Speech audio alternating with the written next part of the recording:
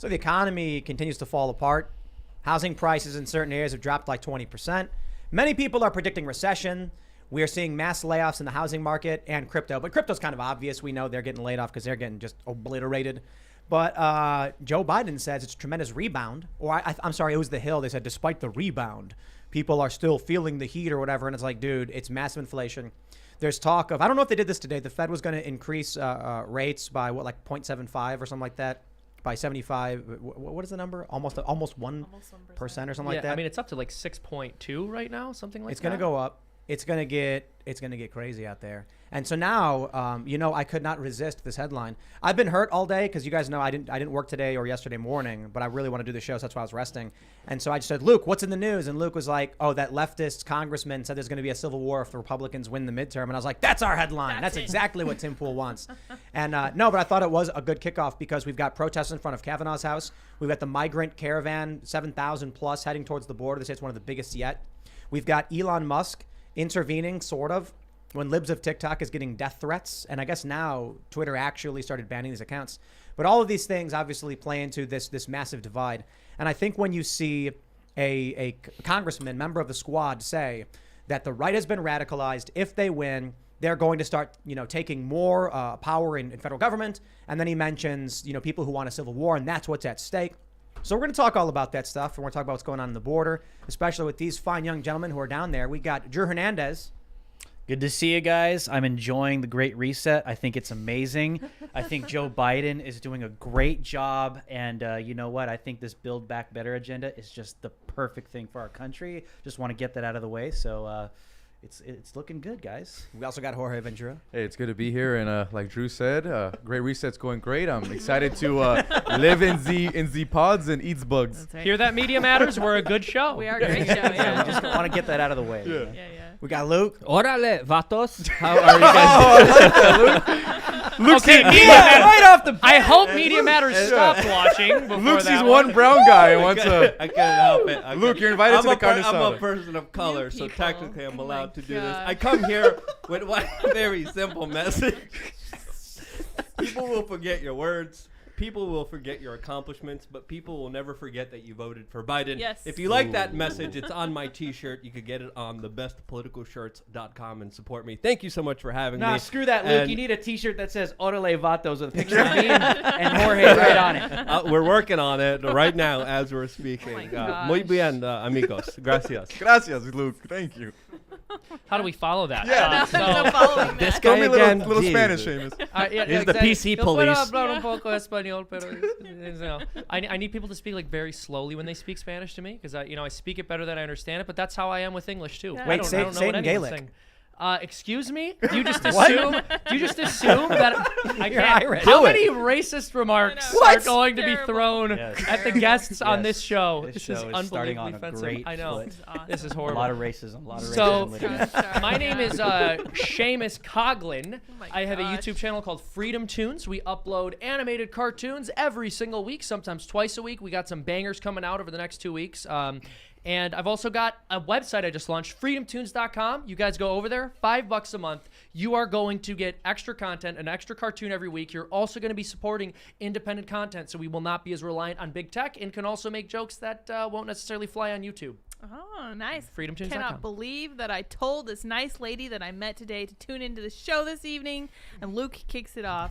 I'm great. I hope it gets better from here. Nice to see you again, guys. We've got a couple people chilling Yeah, in the we back. have a We couple got of Richie vagrants. McGinnis and Taylor Silverman hanging out in the back of the. Yeah. That's a good shirt. I like yeah, that shirt. It's a good one. Chicken City, renaming it Cocktown. Oh, yeah. Native Chicken Strong City. start. Is that one yeah. of your shoots and shirts? Yes, it is. Yeah. Oh, it's John McAfee, right? Yep. John McAfee. John Rest McAfee in with the. peace, John McAfee. Yeah, he is. All right, everybody. Before we get started, we have a great sponsor. We have BioTrust Ageless Multi-Collagen. Go to strongerbonesandlife.com and pick up your order. You can get it for 51% off. I'm literally drinking it right here in my beverage because, as you know, my back is all messed up. And so I'm like trying to do everything possible. I think I'll be fine by tomorrow. I took some magnesium. I took some of this stuff. Head over to strongerbonesandlife.com and you can get a 60-day money-back guarantee on your Ageless Multi-Collagen. This is stuff you need for your joint, hair, skin, and nails. It makes your bones stronger. It makes your life better. 5 key types of collagen you need from 4 different sources. hydrolyzed collagen peptides, meaning better and faster digestibility to support maximum benefits. And for every order today, they will donate a nutritious meal to a hungry child in your honor through their partnership with NoKidHungry.org. To date, BioTrust has provided over 5 million meals to hungry kids. Please help BioTrust hit their goal of 6 million meals this year. It is non-GMO and free of artificial colors, flavors, preservatives, and sweeteners. Nearly no odor or taste, unlike bone broth and other collagen supplements. No clumping. I can attest to that. No clumping right here. Free shipping with every order. Free VIP live health and fitness coaching from BioTrust's team of expert nutrition and health coaches for life with every order, and their free e-report, the 14 foods for amazing skin with every order. Again, strongerbonesandlife.com. But don't forget to head over to timcast.com. Become a member to support our work directly. We're going to have a members-only show coming up at 11 p.m. tonight. I can only imagine with the amount of people we have in this room, it'll be particularly rowdy and fun. So you want to check that one out because I'm sure it'll be, as I mentioned, rowdy. But you're also supporting our journalists. We have a bunch of great reporters. We're hiring more. We just hired another reporter today. So I'm really excited for all of this and our infrastructure. We're working on some infrastructure deals in the background because we want to get away from these big tech Silicon Valley censorship machines. That's why we use Rumble infrastructure on the back end for our website and for our video player. We got more coming. So again, smash that like button, subscribe to this channel, share the show with your friends. Let's jump into the first story. I just want to mention the reason Tim has had a pain in his back is because Luke has Munchausen syndrome by proxy, and he's been slowly poisoning him. Oh, He's been literally stabbing me in the back. Yeah, exactly. Yeah. Really funny there. I thought you were going to say because Luke has a pain in his back. That's also that would have been more clever. Pain in And the it's also behind true. would have been something, an adult would say. But All right, here's An adult? Are you going to lecture me? all right, my no more gosh. laughing. Now You we're going to get too. depressed. Here's the Okay, story. oh boy. Hey, black pills. Yeah, Squad Rep Bowman predicts civil war if GOP takes control in midterms. I do think that headline is a little strong. Yeah. What he actually said was he went on to warn that Republicans gaining control of the House and or Senate would embolden dangerous and violent extremists to take further control. Quote, it would also embolden Republicans and the far right and white nationalists across the country to begin to believe that it is their time to not just take power in the House, but the Senate, the White House, and the state houses across the country. We've got to understand that this is a group that has been radicalized by the Great Replacement myth and many other things, and have been pushing for violence and pushing for even civil war. So that is what's at stake right now in terms of this election, he warned. I'd just like to point out that it's a ridiculous statement. Yeah. Republicans just did a deal on gun control. You don't see Republicans coming out and being like, could you imagine Mitch McConnell being like, I want a machine gun in the hand of every child? Like, they're nowhere close to anything like that. So to come out and say they're radicalized, but the funny thing is, what about winning an election makes him think they will then move for civil war? Like, Exactly. People revolt when they're losing in the political system. Winning in the political system emboldens a person to keep trying to pursue more victories within the political system. I don't know about you guys, but I'm really excited about the Republicans getting into power and then sitting on their hands and doing absolutely Exactly. nothing. no, and then, that's wrong. You are wrong, Luke. Yeah, They're not Luke, going to go do ahead. nothing. They're going to capitulate to the That's right. Democrats Got and take it. away our rights. I mean, No, they're but you are definitely right. getting pretty You are right. I'm desperate. kidding. They're trying everything. They're throwing everything at the wall and hoping that it sticks, from the Roe v. Wade to obviously this J6. They're trying everything they can to just throw it out there to radicalize their base. And I don't know. I feel like the J6 stuff is not going to stick with them, because I think a lot of people are watching this stuff and it doesn't add up. I mean, they have this show trial. Don't they have like an ABC producer putting the Yeah. trial together? It's or something impossible to It's- watch, man. It's ridiculous, and people are So watching this boring. like, is this really a threat? Like, is this really the threat? Is this really? Is it going to be climate change? Is it going to be Roe v. Wade? What is it going to be? Police killing a bunch of black people? Like, they try everything, and I just hope a lot of people are waking up to, like, they just want to manipulate you and radicalize You see Jake Paul? Mm-hmm. Jake Paul came Goodness out and was gracious. like, if you Exactly. don't see why voting for Biden was the problem, you're the American problem. And he's not like a right winger, and Bowman's actually, whatever you think of him, he's a lot smarter than this, and he knows that he's actually stoking division when he goes this lane. Mm-hmm. He calls himself a progressive, so he understands the struggles of the working class. He should just be honest and say, hey, if the establishment Democrats continue on the way they are, we're losing the working class vote. People can't even afford gas, groceries, and Bowman knows that. He's a progressive, but he's kind of aligned himself with the establishment ever since he got into office, like the rest of the squad They all did. who voted for the $40 billion for Ukraine. Yeah, so I want to make a point bouncing off that. I think you're absolutely correct there. And one thing I would add is it's interesting that someone who's part of the squad, which has very strong leanings, if not overt support for Marxist theory, would say that there's going to be a revolt in this country because the wrong political faction is winning, and not because, I don't know, gas is going to reach $8 a gallon because your average person is struggling to buy food because people are incapable of caring for their own family with a single wage. That's the funny thing. But he knows that. Like the thing is, he's smart enough to AOC. She knows that, but they decide not to talk about those issues. They have now aligned themselves with the establishment. And I mean, I think the funniest thing about the squad is they champion themselves like, oh, we're the outsider. We're gonna go in there and we're gonna fight Pelosi and the establishment left, and they've just literally aligned with them every single way. Yep. I think they might start leaning into the Civil War narrative because the real issue is when people can't eat, when they can't drive, when they can't work.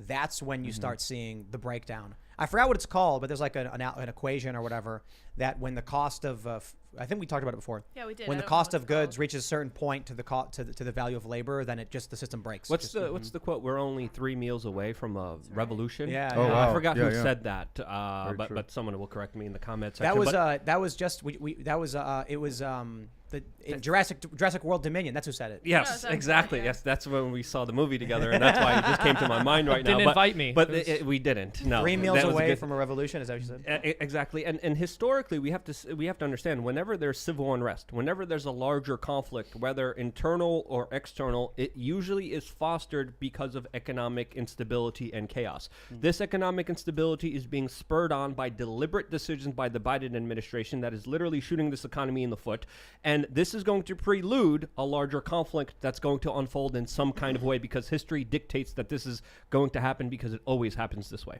Come on, man. Come on, man. I That's the totally agree. direction. Well, I think You there's- agree with me? Yeah, I know. Every now and again, the man makes a good point. And you're completely correct. I would go a little bit further, too. I think there's something very unique about the present economic crisis we're facing, which is that people don't really have any ability to gauge what normal prices are because during the pandemic, we actually saw a bit of deflation within key industries. So, for example, the cost of a gallon of gasoline where I was living was like $1.45. So if we had a relatively normal cost of gasoline back in 2020 and it was something around like $2.50, $3, and now it was up to $5, that would certainly be a problem. But when people are used to gas being significantly less expensive than the average and then it shoots up over $5, you're going to see massive economic consequences of that which you wouldn't otherwise see. Well, it's like it's like an inverse big ask, right?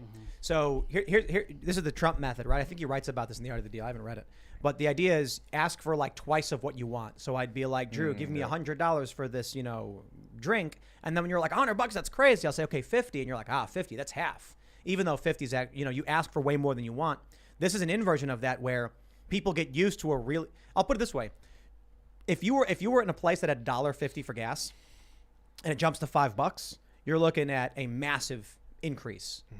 If it was already $4 for like a year, you'd be angry and used to it. You'd be desensitized. So this is a much, much bigger shock to people. And you'd be upset by it. Anyone's going to be upset by price increases, especially if their wages are not rising at an equivalent rate. But it's also the fact that people have sort of lost the ability to make calculations about what things should ordinarily cost because nothing's really been at a normal price for about 2 years or so. We got a lot of news in the economy, but let's stick to the Civil War topic because even Yahoo News released an article just moments ago, and it's titled "The Supreme Court Could Foster a New Kind of Civil War."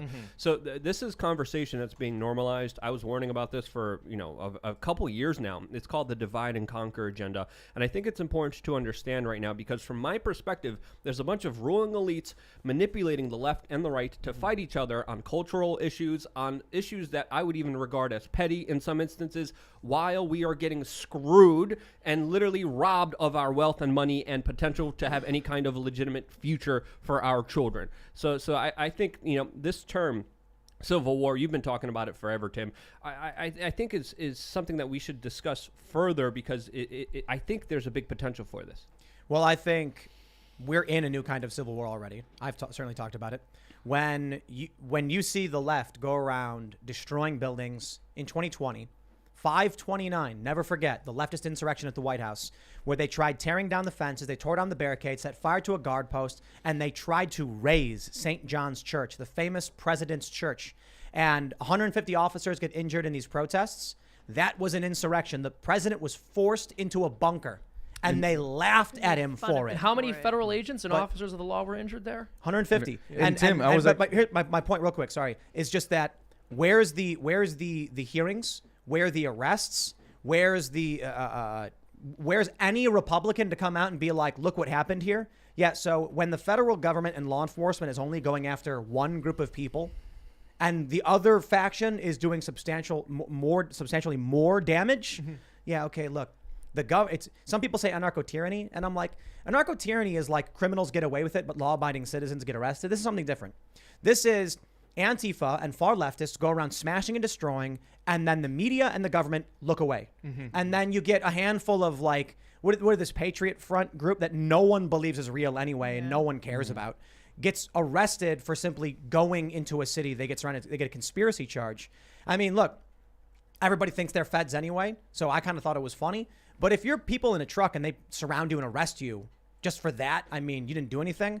We're already at a point where $2 billion in insurance damage, and it was probably more than that, buildings destroyed, burned down all across this country, and nothing. 30 or so deaths related to this rioting, and nothing. I don't care. Look, arrest Patriot Front if they're doing something wrong, right? But what about literally the other factions that are doing substantially worse? Nothing is getting done. Well, we definitely are in a political, psychological information war that you're seeing unfold through education, through the mainstream media, through movies, through Hollywood, through music, through CRT, through all of these agendas and teachings that come through all of these channels. And I think the bigger picture here is it's not necessarily left versus right. It's this global agenda from the top down. And I think the uniparty is nothing new, but I think a lot of people view it this way where it's like, it's left versus right in the United States. I think that's the way they want us to view it. They want us into a civil war. They want us attacking each other. So it gives this global elite an excuse for full government overreach. And the craziest part about this entire thing is people that believe they're on the right side, right? Which we would say like people on the left or whatever, right? People that think the useful idiots that are on the ground, like Tim is talking about, the Antifa people, the BLM people, these far leftists, these Marxist professors and universities and you name it, right? These people think they're on the right side because they have the power in all these institutions, especially big tech. That's another one to name. They think they're on the right side, but you're literally being used just to push an agenda forward so that the bigger powers at B can come in and just have an excuse to take over everything. And anyone that's not in line at that point, doesn't matter whether you're on the left or the right. If you're not in line with the power structure or the agenda, you're gone. Absolutely. One of the biggest hurdles to the expansion of authoritarianism in this country is the Constitution. What's the easiest and fastest way to get rid of a Constitution? Emergencies. Civil war. Yeah. A civil war. Chaos. One side comes out on top and they just say, that's Martial gone. law. That's just gone. That's gone. Right. So we with Abraham Lincoln, right? The suspension of habeas corpus. I think they threatened to arrest the assembly in Maryland. I think they arrested and killed people by the state for just simply disagreeing with the centralized government at that time. Well, it's interesting. You were mentioning the fact that people have really been propagandized to accept a lot of these left-wing ideas. But even so, going back to Tim's comments about May 29th and the way that's treated as compared to January 6th, for as propagandized as this public has been, according to polling data, something like 2/3 of people would like to see an investigation into the 2020 riots, whereas less than half of American citizens polled want an investigation into January 6th. So even though it would be tremendously politically popular for the Republicans to look into the 2020 riots, I'm not going to hold my breath.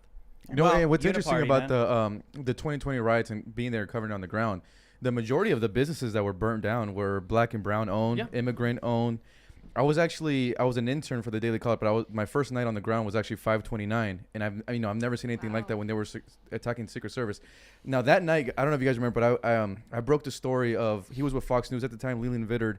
He was assaulted by those Black Lives Matter supporters. Now, could you imagine if it was CNN, Jim Acosta, and it was the other way around? I mean, they would never let us forget about it. I guarantee you, people don't even remember that Leland got assaulted because he works for Fox News. But if it was Jim Acosta, oh man, we wouldn't hear the end of it. I'll take it a step further. BLM attacked CNN's headquarters in Atlanta. That's right. And they LA, smashed out and the LA. windows. And for all the rhetoric we've heard about how the media feels unsafe doing their job as honest brokers because people make memes of Donald Trump in a wrestling match punching a person with CNN's logo photoshopped over his face.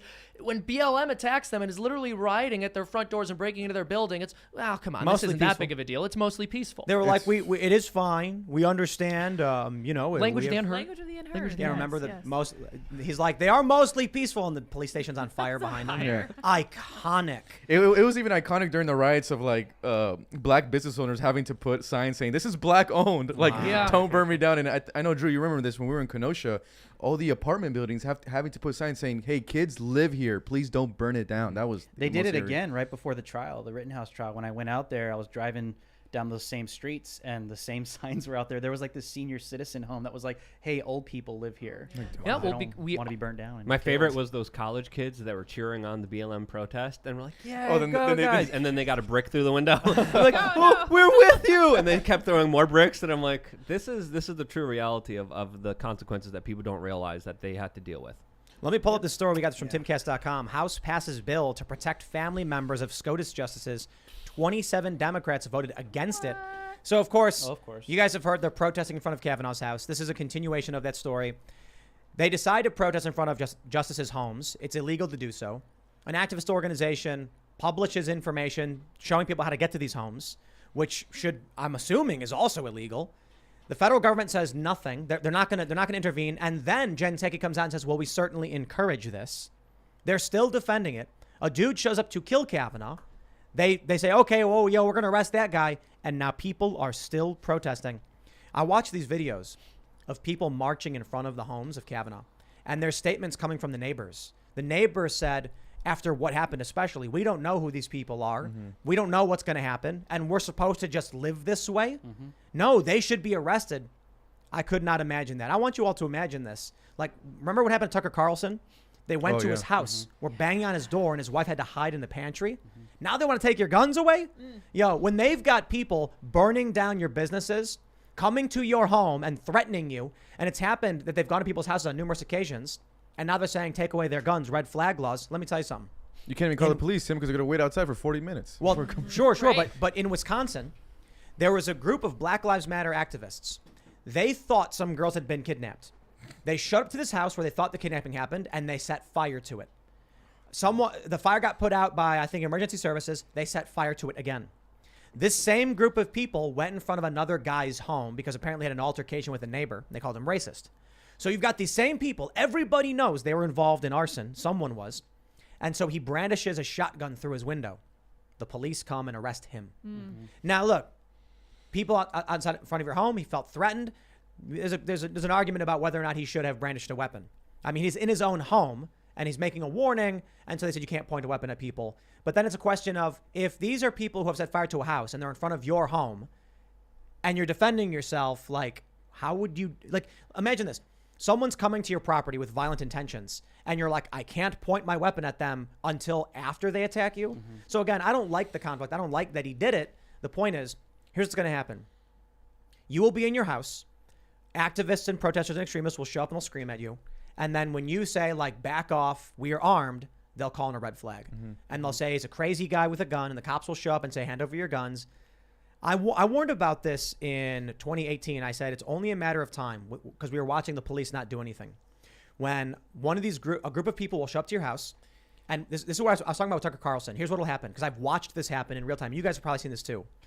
You'll have a group of 50 people. They'll all be standing back and they'll all be yelling. Mm-hmm. One guy will like bang on the glass. Then as soon as he does, a bunch of other people start banging on the glass because someone crossed the line and they cross with him. Mm-hmm. The glass breaks. Then everyone's standing back like, oh, the door's open. One person will slowly look in, and then someone else will look in, and then the rest of the crowd will be like, oh, they're going in. Mob mentality. And then they'll start mobbing in. Mm-hmm. We saw that with those shopping malls during the riots where it was like, I think it was Jake Paul or whoever went in. And so what I'm saying is what'll happen is they'll go to someone's house like Tucker Carlson. They're banging on the door. Eventually, someone's going to break the door and it's going to pop open. Then you're going to see the mob mentality. One person's going to peek in, another person's going to step in, and then everyone's going to rush in. Tim, I disagree with you. The police officers during the BLM riots, they did do something. They got on their knees and they put up their fist and they joined in unison. Right. So did the FBI. So did the CIA. And when they were tweeting a support of Black Lives Matter, they were tweeting in support of Marvel movies like Black Panther, which somehow was connected in some kind of weird way. So seeing this larger weaponization of the intelligence agencies, seeing these police officers within the last 2 to 3 years, they exposed themselves. They showed exactly who they are. They are agents of the state that is represented by the people in power that abuse their power for their own political purposes, for their own financial gain. So this is clear as day. And obviously, the same people that weaponized these intelligence agencies, these police departments, to excuse some of the worst, horrible behavior where dozens of people died, are the same ones that are telling you, trust the police. Just give up your arms. I'm just following orders. Exactly. I'm just following orders. Yeah, which is absolutely illogical. That's what those New York police officers were saying when they were literally arresting kids for eating inside at a restaurant without the vaccination. I'm just following orders. Exactly. It's not.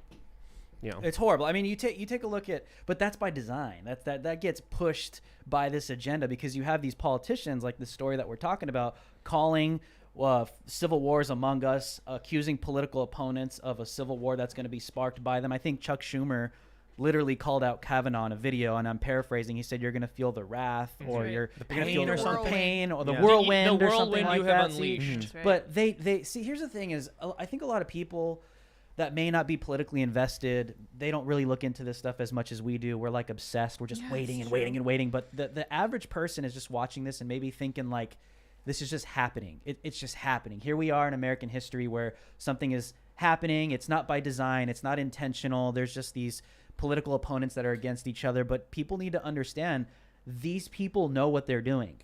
Chuck Schumer, when he says that to the nation, knows who he's talking to. He knows the Antifa types. He knows the far left extremists are going to hear that and take it to the next level, but they already get a pass because all these crooked DAs, this crooked law enforcement, the crooked FBI, the crooked you name it, all these law enforcement agencies have been radicalized, have been infiltrated by these globalist organizations where they give them a pass and don't let them do anything. So at the same time, it's like this continual subversion where you cannot trust anything. But that's where the Constitution comes in. I appreciate what the police can do. They make mistakes. They can screw up big time. But at the end of the day, you should have the ability to defend yourself and your family, period. Because you could call 911 and they may not make it in time. You could call 911 and some officer like in Uvalde decides to call a stand down for 40 minutes outside of a school, and then all these kids get slaughtered while they're calling 911. That's human error. That's why you need the ability to defend yourself.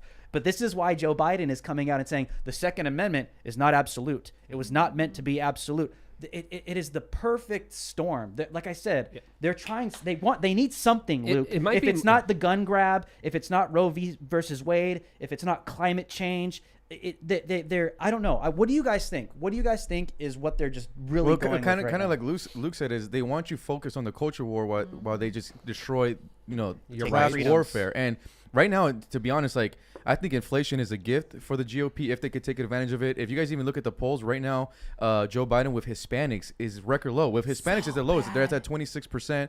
The last poll I saw with for blacks were at 34%. So even the minorities are not supporting Joe Biden. That's why I know Jamal Bowman, he's a lot smarter than what he's saying. That's why he has to do the Civil War stuff, to do the divide and conquer. But he knows the working class is struggling. He knows that Hispanics and blacks do not approve of what Joe Biden's doing, because we all feel the pain at the pump. We all feel it at the groceries. And even today, guys, we were interviewing some people at the gas station, just talking to see how it was affecting their daily lives.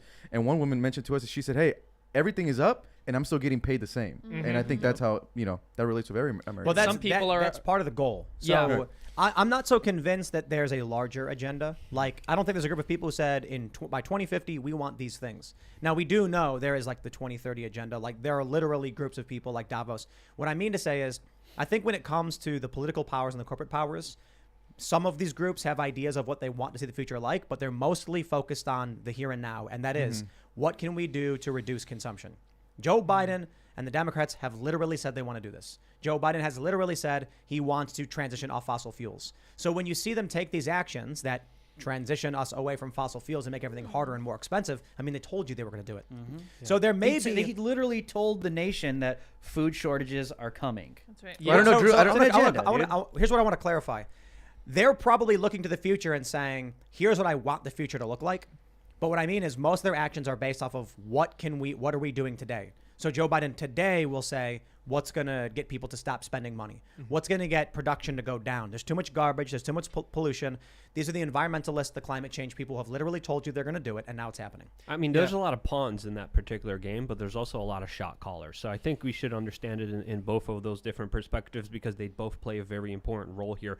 But as far as what we're seeing, I mean, they've been talking about this for a very long time. They name it different things, but essentially, when you boil it down, it's about human enslavement. It's about getting rid of human rights. It's about getting rid of people's wealth. And that's exactly what the policies they have been implementing, to a point where Biden's senior advisor, Gina McCarthy, came out today and said people who criticize this green transition, this green energy transition, need to be censored on big tech social media. She advocated for the censorship of this criticism, which she is calling this green transfer. So again, what we're seeing here, just like you were mentioning it earlier, Tim, is a transition that they want, that they're implementing. There's going to be a lot of pain and suffering associated with it, but they don't want you knowing that it's directly caused by them. Yeah, so I want to make a point here. You guys are sort of talking about social issues being a distraction, and I disagree that that's all they are, but I would agree with you that in this particular situation, that's almost certainly the reason that the left is trying to cling to every different social issue they can come into contact with. So I believe that these issues are actually really significantly important to the long-term health of our nation, but obviously right now, the reason they're picking them out is because they're just looking for something that they can find to ingratiate themselves with the American public, because people are not happy with them. And people are going to blame them for everything that's going wrong under their watch. And so even with the issues where they would like to argue they're politically popular, we've talked about this on the show a couple times before, but when it comes to abortion, they'll say something like, well, there are many pro-choice Americans, so maybe if we talk about abortion enough and the fact that Roe might be overturned, we could win some votes. But then they take the most radically far left pro-abortion position they can, and they turn off a lot of pro-choice people. So they don't even know how to win on social issues anymore. And on top of that, with the economy as horrible as it is, your average person is saying, how can I feed my family if this gets worse? Well, and the left does not have an answer for them other than this actually isn't bad, or it's transitory, or deal with it. Let me pull this up here from Real Clear Politics. We have President Biden's job approval. It's currently at 38.9. It is abysmally low. This is apocalyptic for the president. Here's what I want to mention. So, Seamus, you were talking about how the left will take the most far left position on many things, which drives moderates away. But I think we got a bigger problem. What they're betting on is people are too scared to resist no matter what. So they can say the craziest thing because, in fact, the crazy scares people. When you've got a president with an approval rating of 38.9%, you'd think every late night comedian would come out and be like, this president sucks. Yeah. You'd think every regular person at the water cooler would be like, wow, Biden's trash, isn't he? Why? It's a safe bet. Most people don't like the guy. 54.7% disapproval. In aggregate, it's safe to say nobody likes the guy. Yet for some reason, they still defend him. The media still comes out and protects him. I posted a tweet from The Hill. They were like, despite the economic rebound. I'm like, are you nuts? Are you crazy? Stop defending this guy. This is the issue. They can push any insane policy they want because people will not deviate. Even if they deep down hate him. They get a call from a pollster. Do you like the president? No. What's interesting? Would you tell your friends? They're bought and No. paid for. They can't. No, even if what's they do. interesting, if you guys even watch, like, I always pay attention to the Spanish media, and if you're watching, like, Telemundo and Univision, you feel like you're watching Fox News now, because they have been completely upset at how they destroyed the working class. And like I said, shout out to my Latinos. We have Biden at 26. We have him at the lowest. But I'm telling you right now, even that media, like I said, turn on Telemundo and you feel like you're watching the Spanish Tucker Carlson, because they're hammering on Biden on every single episode. Good. Yeah. Didn't George Soros just spend like millions of dollars buying out? They're very worried The about the Hispanic they're worried radio about in Florida. the reason why they're also worried about the Hispanic vote, because they've been looking at South Texas in 2016. All those counties in South Texas are overwhelmingly Latino, like 80%. They all swung to Hillary Clinton by over 10 to 15 points. It wasn't even close.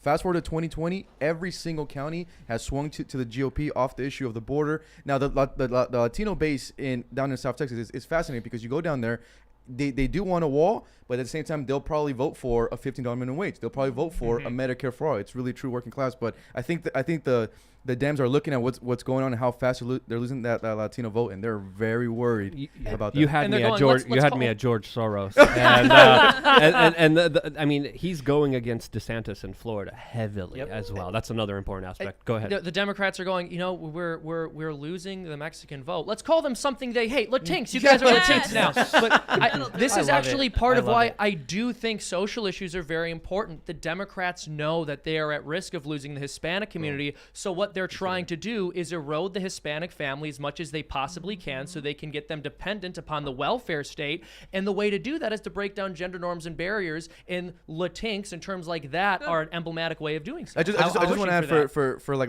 Latino voters, the biggest gift right now that the left is giving to the right when it comes to Latino voters is pushing CRT and transgenderism. That turns off Hispanic voters like crazy. We just did a mini doc in Loudoun County focusing on how they basically won their school boards. That was led by Salvadoran voters, Chinese nationals, and Indian immigrants. And I think people forget that. And look, as a Hispanic, I'm telling you right now, a lot of my family members and other people I know, behind closed doors, the majority of Hispanics, they're not even on board with same-sex marriage yet. Let me And the pull groomer up, stuff. I mean, you try and groom a Hispanic kid, I guarantee you're gonna. Dude, that piss mom off is coming some- with that mom chancla, is bro. coming, That chancla That mom is is coming. You try and take the Hispanics' guns away, and you try and touch their kids, you will lose at every single turn. But that's what these people are doing right now, and they think we're stupid. They look us in the eye, and they think we're dumb, and that we're just gonna let these people touch our kids and groom our kids as if it's normal. But that's not gonna happen Look, in any way, shape, or form. I want to pull up this. I got the Real Clear Politics average from Donald Trump.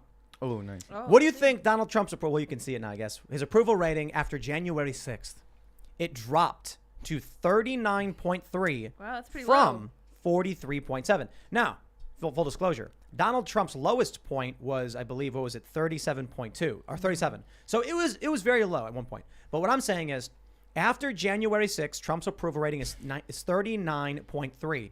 Right now, Joe Biden is at 38.9.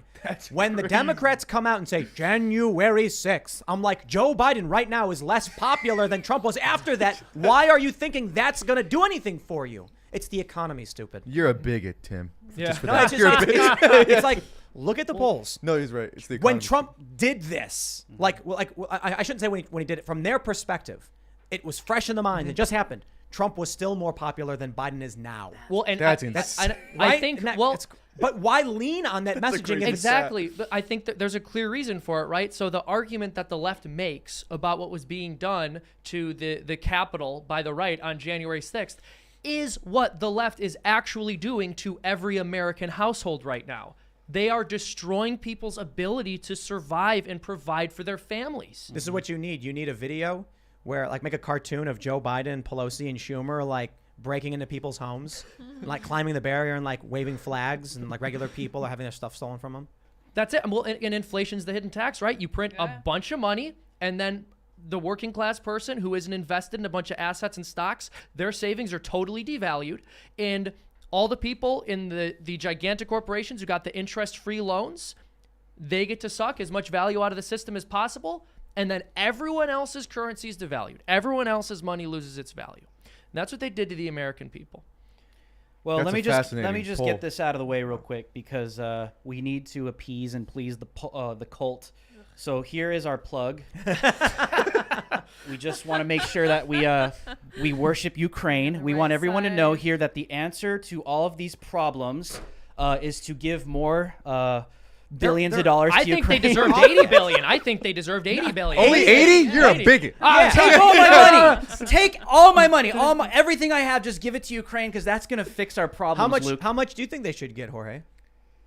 4 billion, 5? Let's step it up. Well, he's saying 80. Oh man, 80 trillions. You're down. Yeah. 1 trillion. 1 trillion to Zelensky because he's God and You're he all deserves bigots. it. Yeah, we're all 100 trillion. We should all just worship him right now. Get on our knees. Take a moment. But I think the Ukraine thing's Write out. a song, out. Tim. I think the Ukraine thing is out. Yeah, it is. Like, it's already out of people's minds. Of course it is. Yeah. What a Various downloads. It's Just a think about- download. Think about how insane this political cycle is, where it's like World War III may begin, and a month later they're like, "What war?" It's like, what's you? Like you my what? gas costs You with a picture of $5. Ukraine? I don't Yeah. care anymore. World about- War III is coming. Oh wait, no. It's going to be a civil war between us and the GOP. They're going to spark it. How do people not see this? How do they know? It's like World War III, we're on the verge. Wait, Yeah. no, it's a civil war. Just kidding. That's the narrative we're going with. Because we're in a midterm year and, we suck. We need And that. Biden's approval rating is like just so low and Trump's not in office, so we can't use him to radicalize people. So we got to come up with something. I'd be willing to bet. You see all these polls. This is what they do. They'll say, 80% of Republicans and Democrats agree on universal background checks. And I'm like, that's not how polls work. What they'll do is they'll go to someone and say, do you think there should be a background check on gun sales? And most people will say yes. And then they'll add the word universal later. They'll ask you a question in a way that's very vague and then make it whatever answer they want. But I tell you this, if you were to ask most people on the right, do you think we should have more gun laws or less? They'd probably say less. Yeah.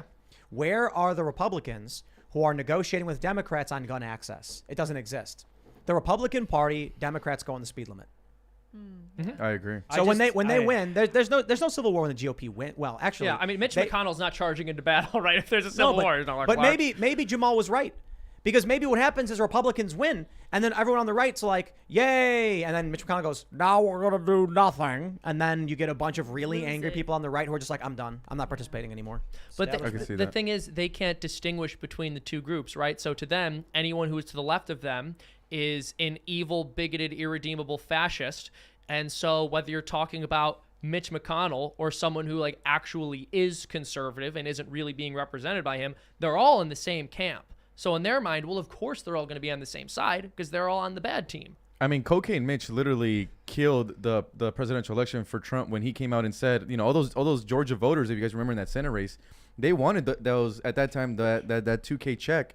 And Mitch McConnell just came out and said, they're not getting that stimulus if Republicans win. And I thought that was RIP. I mean, he could at least lie like the Dems did. They were like, hey, yeah, we'll give you that 2K check when we're in. And then they never got the 2K check. I just don't view it as Republican and Democrat anymore.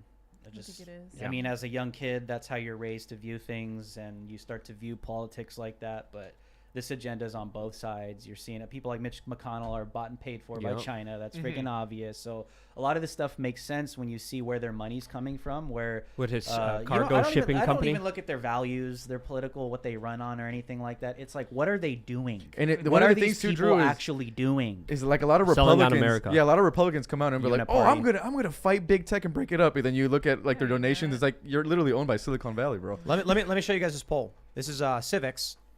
Which party is more concerned with people like you? Of all demographics, 39% say Democrats, 36% say Republicans, and 22% say neither. Here's where it gets fun, though. 65-year-olds and up, and what do they say? 43 Republican, 42 Democrats, and 13% neither. What do you think is going to be the most going to be the dominant for the 18 to 34-year-olds? Who's got a guess?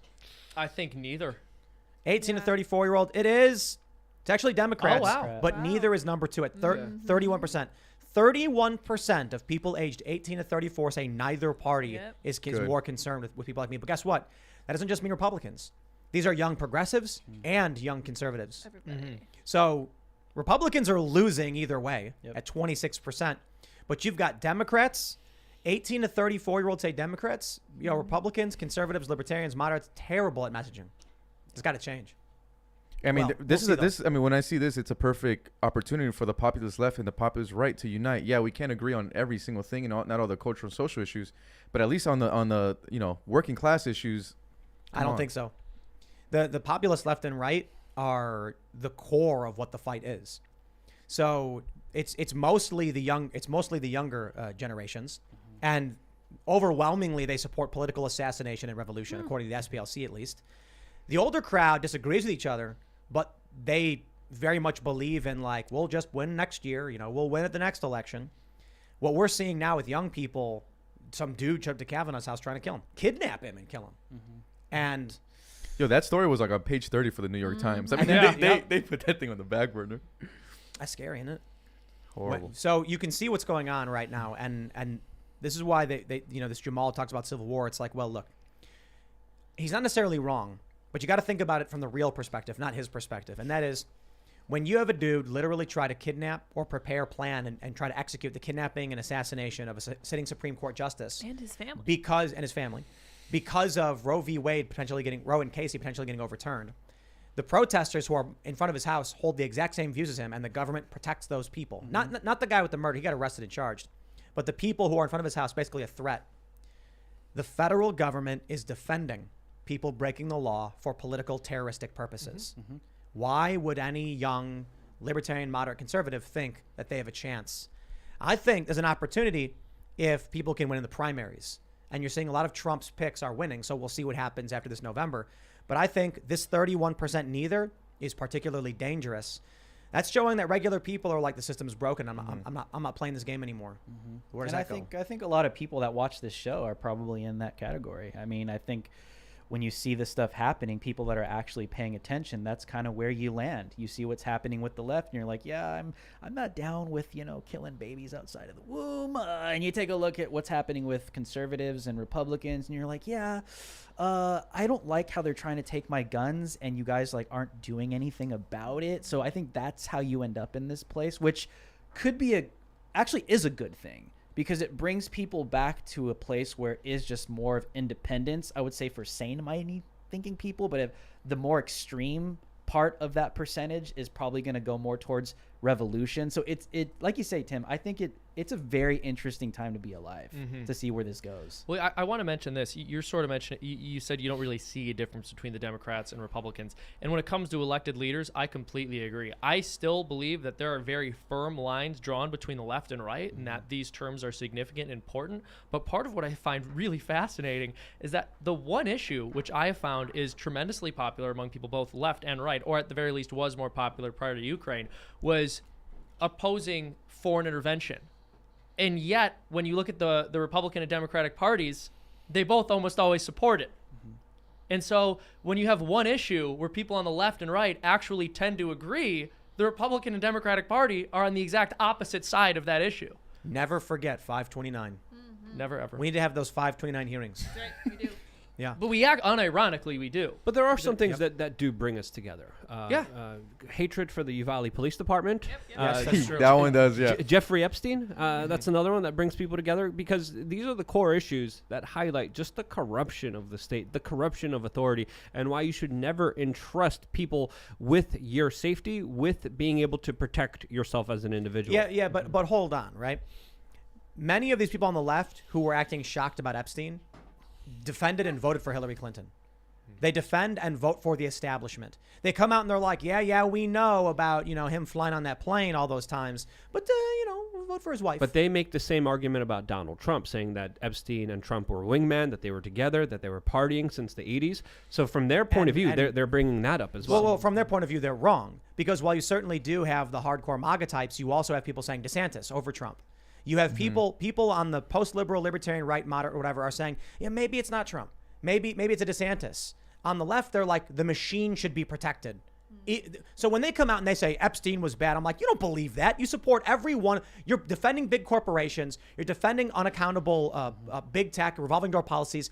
Everything that the left was supposedly protesting, all of a sudden they flip on. Stop and frisk. Remember when that was bad? Red flag laws are the exact same thing on steroids. You think it's bad when they're going up to young black men in New York City and frisking them and chasing them through the streets because Bloomberg said target the black minority? What do you think's going to happen with red flag laws in New York City? Now they're going to kick their doors in and go in their houses. So when they come out and they're like, we are united on this one. No, you're not. They're lying. I do not believe them for 2 seconds. Now, if they want to come out and point to the small group relative of hardcore Trump supporters who seem to just say Trump can do no wrong, by all means, go ahead and say that. But that's the exception on the right, not the rule. On the left, it's the rule, not the exception. So what does bring us together? Well, what can bring us together? That's something I think we should focus on and have a conversation about. The identity of the left is solely hating the right. That's why when stop and frisk is like when red flag laws are their issue, they all of a sudden are like stop and frisk is a good thing. Now, they're not literally saying stop and frisk is a good thing, but there's literally no difference. There's no principle. There's no morality. It's just what does my side fight for, and we'll accept that. Again, on the right, it's the exception, not the rule. And this is likely because moderates, post-liberals, and libertarians are associated with the right these days. I'm sure there's a bunch of zealous conservatives who would side with whatever conservative cause, and you see them on Twitter sometimes. But again, rule, exception, exception, rule. there's also a lot of people that just say everything the corporate media wants them to say, wants them to believe, wants them to regurgitate the next thing, whether it's a BLM flag or pride flag or Ukrainian flag. They fly all of them without even questioning it. But what about the people who are in the middle? What about the people that we just looked at who are disenfranchised? What's the common ground that we could agree on? People in the middle are on the right. Yeah, well, but I mentioned this earlier when I was talking about sort of the differences between the left and right and the differences with the Democratic and Republican parties. I think the warfare issue. I think most Americans consider are totally opposed to foreign intervention. I would say, unfortunately, I think you're either going to learn through like knowledge or wisdom and just take the examples of history for what they really are and to learn from our mistakes and to learn from what's happened in the past to other countries in different time frames in history. That's one way. But I think the second way is learning through experience. And I think, unfortunately, where we are right now as a country, that, I don't know, I think maybe one of the worst things that we could see happening is obviously full authoritarian global overreach on this country, which at that point will definitely unify everybody. Because when that boot is on everybody's neck together, there's no getting out of it. There's no more talking about it anymore. There's no more saying this is a conspiracy theory. There's no more pointing the fingers anymore, because once that happens, that's where we are. When you're in a gulag, when the full government is on top of you, I think at that point, it's like, where do you go from there other than, okay, we got some serious tyranny here? That's one way. That's not where I want to see the country go, but I think that'll unify. It reminds me of this one time when we were covering a riot in Louisville. And we were undercover. We were, around Antifa and Black Lives Matter. And the police decided to kettle everybody. And we all got kettled. The media, the rioters, everyone got kettled in one section. Can you explain kettling for people? Kettling is when the police, they just begin to organize, whether they do it on the street. They start to strategically target a group of people to put them in one corner. They'll shut down blocks, intersections, box everybody in to make mass arrests, right? So they did that to the rioters this one time, and we got caught up in it. And we got arrested, and we were thrown. Shelby Telkow was there too, and we were all thrown in a cell with Antifa rioters, Black Lives Matter rioters, and it was kind of like it could have gone bad for us if they found out who we were. But it reminded me of this situation where we were the boot came down on all of us. It didn't matter. It didn't matter who I was. I was telling the police, I'm Drew Hernandez. Listen, I'm not a writer. I'm an undercover reporter. Like, just tell the CO when you get in there who you are, and you should be fine. I go in there, and when I tell him what the officer told me to tell him, he's like, oh, just don't show them your face. Right? So great. I was like, yeah, that's not great. Something bad could happen to me in there. But when we were all in there, everyone was the same. You were just a number. The boot came down on everybody. It didn't matter what side you were on. And for a moment, it was like unifying. It's not that I believed in what they believed in, but it brought us to this point where it's like, okay, there's something here that's all against us. And it's not I'm just trying to use it as an example as to like how tyranny could really bring everyone together, because at that point, you're just all screwed. But I disagree, because, as I already mentioned, if 38.9% of people approve of Biden, most people should be speaking out against them. As I mentioned, late night talk show hosts should be like, we're going to get more advertising dollars because this is the popular position. They don't do it. We're not there yet. I kind of agree with Tim, because I was in DC the day that Biden won the election, and I remember going down there to DC, and I'm filming, I'm reporting, and I see all these liberals in their masks, they're popping champagne, they're drinking, and I kind of had that moment of like, wait a minute, hold on. These same people who were the anti-war against corporations just voted in the guy who voted us into Iraq, committed war crimes. I mean, Joe Biden, if you guys remember back in 03-02, was side by side with George Bush, all giddy to get us into the Iraq war. I'm like, wait a minute. In 97. I'm like, wait a minute. These liberals who are anti-war, against war crimes, against corporations are popping champagne to this guy. I think that moment I said, I think I lost hope for the other side. Mm-hmm. Yeah, Biden wanted that war a lot longer than pre 9/11, as far back as 1997. Oh, he was giddy, man. He couldn't wait to send an 18-year-old from Kansas to the Middle East so we could protect their opium fields. He couldn't wait. But I do want to make one point. So you said there was kind of this unifying effect of being in a cell with these people on the left, but ultimately you still had to hide your face because you knew what would happen if they knew who you were. So I don't know that I could agree that there will be unification. Not that I believed in what they believed in, not that we were that's unified. not what I'm saying. What I'm saying is, like, in the moment, you're put in the same situation when there is some kind of force against you, But- putting you all in one cell. But I guess my point is, once they have more information on you, you're not uniting together to fight the system. They're uniting together to fight you. Yeah. But still, we're put in the same position. Let's talk about Lost this our freedom for a moment. this story here we got from the Daily Beast. Now, the Daily Beast is fake news, Yep, as true. NewsGuard says right here. They say, is fake news. Proceed with caution. And they claim the biggest migrant caravan on collision course with Trump-era border order. Scott Bigsby, White House reporter. Now, I can't prove this is real because NewsGuard says Daily Beast is fake. But can you guys tell me about what's going on with the border? Did Daily Beast actually, for once, publish a real story?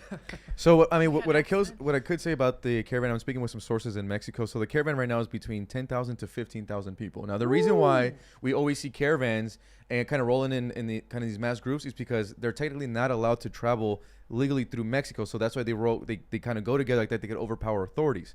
What the Mexican officials did, and we've been trying to report on it, is they actually granted these people work visas. So for the first time, this caravan is actually legally allowed to travel through Mexico, meaning they could hop on buses, they could hop on taxis. Because normally, when you're not allowed to legally travel through Mexico as a migrant, the Mexican police actually kick you off buses and trains. So this group is actually legally allowed to travel. Now, because they are legally allowed to travel, we're not going to see the 15,000 hit the border all at once. It's going to be more spread out. They are going to reach the border a little bit quicker. And according to our sources, most of them are going to be arriving through South Texas. Now, one thing that I did reporting on my last border trip, we were there for Title 42, is if you guys remember, back in April, Texas Governor Greg Abbott made 4 agreements with 4 different Mexican state governors along the border to beef up security, stop the flow of drugs, and all that stuff.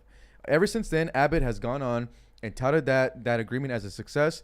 We've literally spent time in Mexico all over through those areas, and we just literally published the investigation. You guys have to check it out. But we exposed that the Mexican authorities don't even do anything. I mean, we were literally jumping in the water with the migrants, crossing in with them, and everything. And we were embedded with these groups, and the Mexican authorities don't even listen to any of Abbott's orders. The only day that the Mexican officials set up authorities on the riverbanks and stop migration is when Governor Greg Abbott visited Eagle Pass. So then the Mexican security set it up in Piedras Negras right across, and they put up a little show for Greg Abbott. But after that, they don't even listen to the United States. President Amo didn't even attend the Summit of Americas in Los Angeles. President of El Salvador, Nayib Bukele, President of Guatemala and Honduras have been very upset with Vice President Kamala Harris and her handling of the border crisis because Nayib Bukele, the president of El Salvador, says, my goal is to keep Salvadorians in El Salvador, but when you guys do the open border policy, well, the human smugglers are going to take over. So you have 4 presidents that are very key in this migration debate who didn't even attend the Summit of Americas. I think that's a huge loss foreign policy for the Biden Yeah, it's administration. creating a lot of brain drain, and a lot of people don't realize that this immigration debate is far more complex than hey, just people want to come over here. There's a lot of other economic effects, especially when it comes to cheapening labor, especially when it comes to housing costs going up, especially with the increase of immigration, that are going to have a net effect on the larger economic picture that we're all dealing with. So it's far more complex, and there's far more things intertwined in this that we don't even know that we're not even debating and talking about and discussing. I wanted to ask you something. You mentioned that they've actually been given the work visas to travel through Mexico this time. Why did that happen? You know, the Mexican officials, because one thing that they do is they don't like it when a bunch of migrants are basically in their town. So, like, basically the first town that the migrants hit is Tapachula. So what they do is they hit Tapachula, and the Mexican officials stop them there. And they said, you're not allowed to travel. And basically what happens is more migrants come, and they kind of create a bottleneck. I don't know if you guys remember last year when those 15,000 Haitians all arrived in Del Rio, Texas at once. They all started off in Tapachula, but the officials in Tapachula got so overwhelmed, they just gave them work, like literally visas, and were like, dude, just leave. And then all those Haitians traveled together, and they ended up crashing the border. So that's one thing that this President Amo of Mexico, he feels no pressure from Biden to do absolutely anything. And then the Mexican authorities are making a fool out of Greg Abbott. That's what we're trying to expose in our report. You know, we have a Republican governor who's touting his agreements as a success, while we're literally jumping in the water with migrants. Like, we're literally, you know, crossing with them. And, you know, for a lot of people watching this, you might think, well, look, I live in Ohio, I live in Michigan, I live in Pennsylvania, I'm not a border town, I don't care. Well, you might not be impacted by the migrants, you know, coming in, the drug smugglers being car chases, but that fentanyl is still coming into your state. I mean, the number one state impacted by fentanyl right now is Ohio, and it's impacting the white working class. You're not going to hear that in the mainstream media because any issue that impacts white working class, they don't even cover it. But the fentanyl issue has become really a top concern that we've been trying to cover. Even in my own hometown in Palmdale, I covered fentanyl death of a 22-year-old guy named Jordan Erickson. He popped his knee at a gym, and a local came up to him and gave him an Oxycontin and said, hey, Jordan, take this. 24 hours later, Jordan was dead because it was a counterfeit pill. And we're seeing that phenomenon with 13-year-olds right now, where they think they're taking ecstasy the first time. They think they're taking a Vicodin. Ends up being a counterfeit pill. And the thing, guys, with fentanyl, there's no second chance, you know? So we're in some scary times. Absolutely. There's also a big Haitian community in Tijuana because there's been a lot of mass migration that was happening in that town. And in that town, the locals don't like having to deal with this influx of people. I remember doing reporting on the ground in Tijuana and seeing these kind of man-made camps that they were building that were unsafe. Luke, have you seen those Make Tijuana Great Again? Yes, I was there. Work down there too. Yes. There was rallies specifically in Tijuana calling for better immigration laws because we're seeing victims. The victims are the people who are told come across everything's going to be great. Corporations are taking advantage of a lot of this cheap labor that they're extorting and exploiting, especially when it comes to new people coming into this country. So this thing is far more complicated than we even allow it to. And I just want to mention, understood. And then people are also being flown in and bussed in all over the United States, not just on the border towns. I just want to mention this quick detail because it's important for the audience to know. On the last trip that me and Drew actually did in Yuma together, we were reporting. We were running into massive groups around 3 a.m. crossing in, right? Hundreds and hundreds and hundreds. And I think for people who maybe don't understand immigration, you probably think, oh, well, they're coming from El Salvador, Guatemala, Honduras. We interviewed those migrants. They came from 11 different countries. Me and Drew ran across Russians, Afghanistans, lots of men coming from India. I mean, and it was single males. Georgia. Georgia. And then you do an interview with them. I'm like, hey, are you guys, worried that you're going to be deported under Title 42? And they were like, no. Not in this administration. We're welcome. And even the Border Patrol, their morale is low because they don't even guard the border anymore. Now immigrants, I mean, if you guys ever go down the border, it's fascinating. Immigrants cross the border and look for the Border Patrol. I mean, back in the day, immigrants cross the border and you want to evade Border Patrol. They look for the Border Patrol because they want to be apprehended and they know they're going to get released in the United States. I had one Border Patrol agent tell me, said, Jorge, I don't even feel like a Border Patrol agent. I'm just an Uber driver right now. They're literally an Uber service. I mean, what's interesting, too, to go to Luke's point, is I talked to some of these Mexicans down there, right? Because they'll be there on the border on the other side. And the last time we were down there in Yuma, I was talking to one of them, and I was like, obviously this has gone up, right, since Biden? He's like, way up. You're local here? He's like, yes, it's gotten worse under Biden. And I was like, how do the Mexicans feel about illegal immigration? Like Mexicans, right? He's like, we hate it. We hate these people coming in because it activates the cartels. They're dirty. The pollution is insane. The garbage that's thrown everywhere, all the clothes and the trash. He says they're very entitled people. They're very lazy people. They come to all the Mexicans locally and they trash their communities. Wow. Just like the Haitians that are occupying in Tijuana, right? They trash their communities and they're just entitled, and they run around to the Mexicans saying, give me money. They demand money. They feel entitled to everything. So it's interesting when you talk to some of the Mexicans and you're like, I think the media will paint them like, oh, everyone wants to come into the United States. But some of the locals there are like, dude, we hate these people coming. Well, the Haitians have illegally. Actually assimilated into the Tijuana community and have their own neighborhoods. There's a whole culinary kind of street, and this was because they thought they were going to go to the United States. There were strict border patrols that were used. They were stuck in Tijuana, and they created a community there, and they're working cohesively there. But you do talk to a lot of Mexicans who are proud of their country, who love their country, and they're troubled because this brings crime, this brings violence, and human extortion, which is absolutely horrible. No one wins out of this except for the multinational corporations and the politicians who are using this as a way to get more power out of it. And this is all on the backs of so much suffering. So many people are getting screwed over. And that's the aspect here that people really need to understand, the human cost to all of this. I don't know if you remember, Luke, back in, I think it was like 2006, Bernie Sanders was doing an interview. And the journalist asked him, why don't you support open borders? And even Bernie says, like, wait a minute.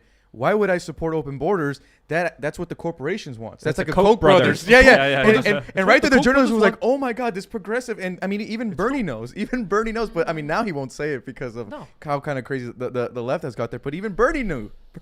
The Koch brothers are doing this to us. Yeah. But we see this all the time. We see this all the time with the left in the United States, and we've talked about it when it comes to women's liberation, for example. They'll say, we are just bleeding heart people who have everyone's best interests in mind, and that's why we want to make changes to the social order. It's like, okay, well then women enter the workforce en masse, and wages stagnate because you've doubled the workforce. And then they go, well, we just want to bring more people into our country because they're all asylum seekers and we want to improve their lives. Oh my goodness. Also, it happens to be the case that the neoliberal elite is going to make an insane profit off of all of these people coming to the country who are used to third world wages. And those are going to be the folks competing with your average American for labor and for jobs. And give them bigot. citizenship. You're such and a I'm a bigot. bigot. I know. I'm an unbelievably horrid person.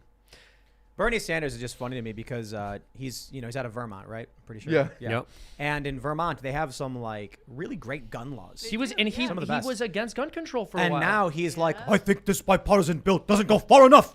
We need more gun control. And I'm like, Bernie, what happened? Isn't No, Lockheed Martin have a major factory in Vermont? I think it's Lockheed. I have to double check that.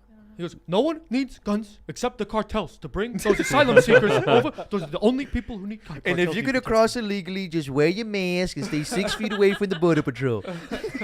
Bernie Sanders. No one needs guns but me because I have 4 houses. Or does he have 3 houses? He has 3. Has But 3 this houses. is what I find hilarious, right? When you bring up the fact that Bernie Sanders has 3 houses, they go, well, that's not hypocrisy. He's just a socialist who has houses he doesn't live in. It's like, okay, if I had 3 houses and I rented 2 of them out, you'd be calling me a landlord and a parasite. He has 3 houses, just keeps 2 of them empty most of the time. And he's a philanthropist?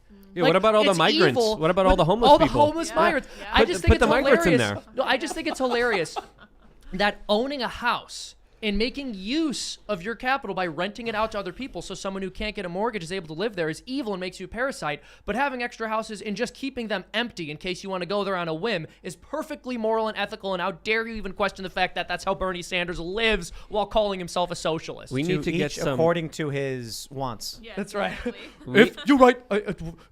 If you write a best-selling book, of course. Yeah. Of course. Well, Mark said that, to each according to their needs. From each according from their. To each according to their needs, from each according to their ability, and to those who are really good at writing books. Which one? Marx also wrote a bestseller, I guess. So that's why. That's why we right. should Yeah. That's why I love also like the head of BLM's like, of course I need a house in Malibu because my family members. Yeah. Oh, wait. From each according to their ability, to each according to their need. And don't forget, if you write a really good book, you can have a bunch of extra stuff. There's a bunch of extra stuff. Yeah. Well, one question I would This really is the way. like to ask Bernie Sanders is, I know that like if you write a best-selling book, you're just entitled to all the profits from it. But I'm curious, like, what about the people who had to cut down the trees and obtain the lumber that was then converted into the paper for that book? Like, shouldn't they get a proportional share of the profits that it made? Why So- is it just the guy who puts the ink on the page that makes all the money? Let's talk economics, huh? So we were talking about Civil War earlier. I saw this tweet from Matt Kors. He says, prepare for a crash. And he's referencing Jim Cramer, saying why we're buying stocks heading into Wednesday's big Fed decision. You know what this sounds like to me? The Federal Reserve. Oh, the Federal Reserve is trending. Let's see if they raised rates. When the TV tells you to buy, they're like, it's not a recession, buy. It's because the Don't. rich people are offloading and the break is going to happen. Yeah, he made some crazy calls in 2008 that were absolutely wrong and have obliterated people's personal finanes. Look It's at like this. Look Bear at this. Stearns, get a bunch of it. This is from. Seriously, that's what he did. Yeah, he did. He did. This is from yesterday morning. Every stock in the S&P 500 is red right now. Oh my gosh. So when they're like, no, we're buying right now if the Fed's decision is going to raise rates and tank the market. Now, I don't know, man. The challenge is raising interest rates to try and deal with inflation. What else do you do? Do you just what do you do? Well, it's difficult, right? Because this is what they always do. Every single time the stock market is declining, they print a bunch of money to artificially inflate the price of stocks. But of course, that in the long run, as we just saw, inflates the cost of everything else. So with inflation out of control, I have no idea what they're even going to attempt to do. We're just You building guys ready back for better. this? We're just building back better, baby. It's almost like Let they're me- going to have to reset things in some way. Great fashion. It's almost like we have to live in the pods and eat the bugs. Let's I talk love about it. this. It's going well. I love it. It's building back better. Property prices plunged by about 20% across parts of the Oh, U.S. jeez. We got real estate firms Compass and Redfin announced layoffs as housing market slows, and then we get Coinbase dropping 18% of its staff. Oh, geez. The crypto market we get because crypto took a major hit. But apparently what they're saying is we are entering a recession. This is what they're saying. We didn't want to have to do this, but it appears we're entering a recession. Housing market's getting hit. Stock market's getting hit. Building back better apparently means wiping out all of the gains of the past 2 years, driving gas prices up to $5 a gallon, making sure you can't work, and sending billions of dollars to Ukraine to fund war. Hold on. To be fair, it's going to go up to way more than $5 a gallon. Yeah, that's a good point. Yeah, Yeah, absolutely. maybe For that 7 by Seamus. August. Yeah. I mean, I'm already where I live in Palmdale, California. We're at like 639, so we're already at. What a sophisticated and well-run state. I hope they tell Florida what kind of policies to make. Right. The only thing saving me is that good weather, but that's about it. Right. I love it. I love it. Klaus Schwab told me that I will own nothing and be happy, and that's how I feel right Well, I now. was like, I already hold on, own hold on. nothing. When are you going to make me happy? That's how I feel. I feel happy right now. Biden loves me. I'm a stupid Mexican. I can't think for myself. Oh, I can't man. vote for myself. I can't figure out how to go get a voter ID, and I'm poor. Someone's gonna and clip that oh, up. my money just sucks. My bank account is horrible. I have nothing to own, nothing to show for myself. Tim, I am so happy. Well, listen, This Build Back Better calm agenda down. is- I It just love only it. applies. I love it. It only applies. Okay, the Klaus Schwab Killer stuff. white supremacist cops are hunting me everywhere I go, and it's just going so great. No. It only applies if you're poor. I am poor, Tim. Oh, Drew, Well, why I'm don't you not, just so I why don't don't you care. just buy a Build Tesla? Back Better. I am poor. I give my money to Zelensky. I donate Oh, no, religiously. What is going on right I now, Lydia? left the Christian church and I went to the Church of Zelensky. I give my look, tithing dude. to him every single month. Listen, I'm buy- part of the cult, Tim. Buy an electric car. Yeah, right? how It's dare you. only $60,000. Yeah, It's only I know, 60,000, Drew. Are you poor? I know. Drew, are you poor? You I can't afford emailed 60,000? Musk. I tried to get one, but it didn't work. So I'm trying to email Biden to get one next, and we'll get there. It sounds like you don't want to build back better. Yeah. I am building back better. That's what you guys don't understand. Maybe You try guys are doing all your the part. crazy ones. Every Listen, single one of you in this room. I am the same This Also, guy's wait, one. such a bigot. I Doesn't want got, to spend I 60,000 got on a the new download Tesla. in my brain. You guys didn't get the You got update. the I have update. the most recent update. The new thing? The new What's the new thing. You thing? guys don't even know You what know, it is you yet. know the thing. It's I all of want to it. mention one thing. I find this hilarious, right? Because you'll have like talk show hosts like Stephen Colbert and other people on the left who will say, if you're worried about gas prices, just get an electric car. When like obviously that's ridiculous. If someone's having trouble affording gas, they can't afford an electric car. But also, it's not as if having an electric car exempts you from the widespread economic consequences of high gas prices. Food's going to get more expensive, dude. Energy costs are going to But go just up. wait for You the have to blackouts. charge that car. Wait for the Yeah. burnouts and Yeah, who blackouts. needs baby like, food, brownouts. yeah? They're gonna be like, well, I have an electric car. Tampons? Who needs tampons, right? Wasn't that a story? Yeah, Yes, it tampon is. shortage. Yeah. But women could just use rags, can't they? Yeah. Yeah, Yeah, Drew. I'm not a Drew, lady, You know so I don't about that, know. right, Drew? You have experience with They that. don't know it. They're I'm the greatest woman you guys have ever seen, I am in man. awe. Don't Yeah. you guys know it takes a great man to be a Well, real woman they these put- days? A With Leah Latinx. Thomas and friggin' Taylor. Like, what happened with her with the skateboarding? I mean, Hey. Let's, Don't let's- disrespect Leah Thomas, all But right? let's just keep it How on dare the you. economic collapse. The shoulders on Leah Otherwise, Thomas. we're kind of going crazy. They just had to put. Well, they So- had to put a hold on all women's products until we can figure out what a woman is. Exactly. Okay. It's the So- end of the world. We might as well enjoy it, right? We got mass layoffs, and it's happening in the housing market first. Crypto is kind of like it's its own thing. I'm not selling crypto. You know, I think crypto's going down the same as most things are going down. But what's going to come next with high gas prices, with the recession? I hope y'all are getting prepared.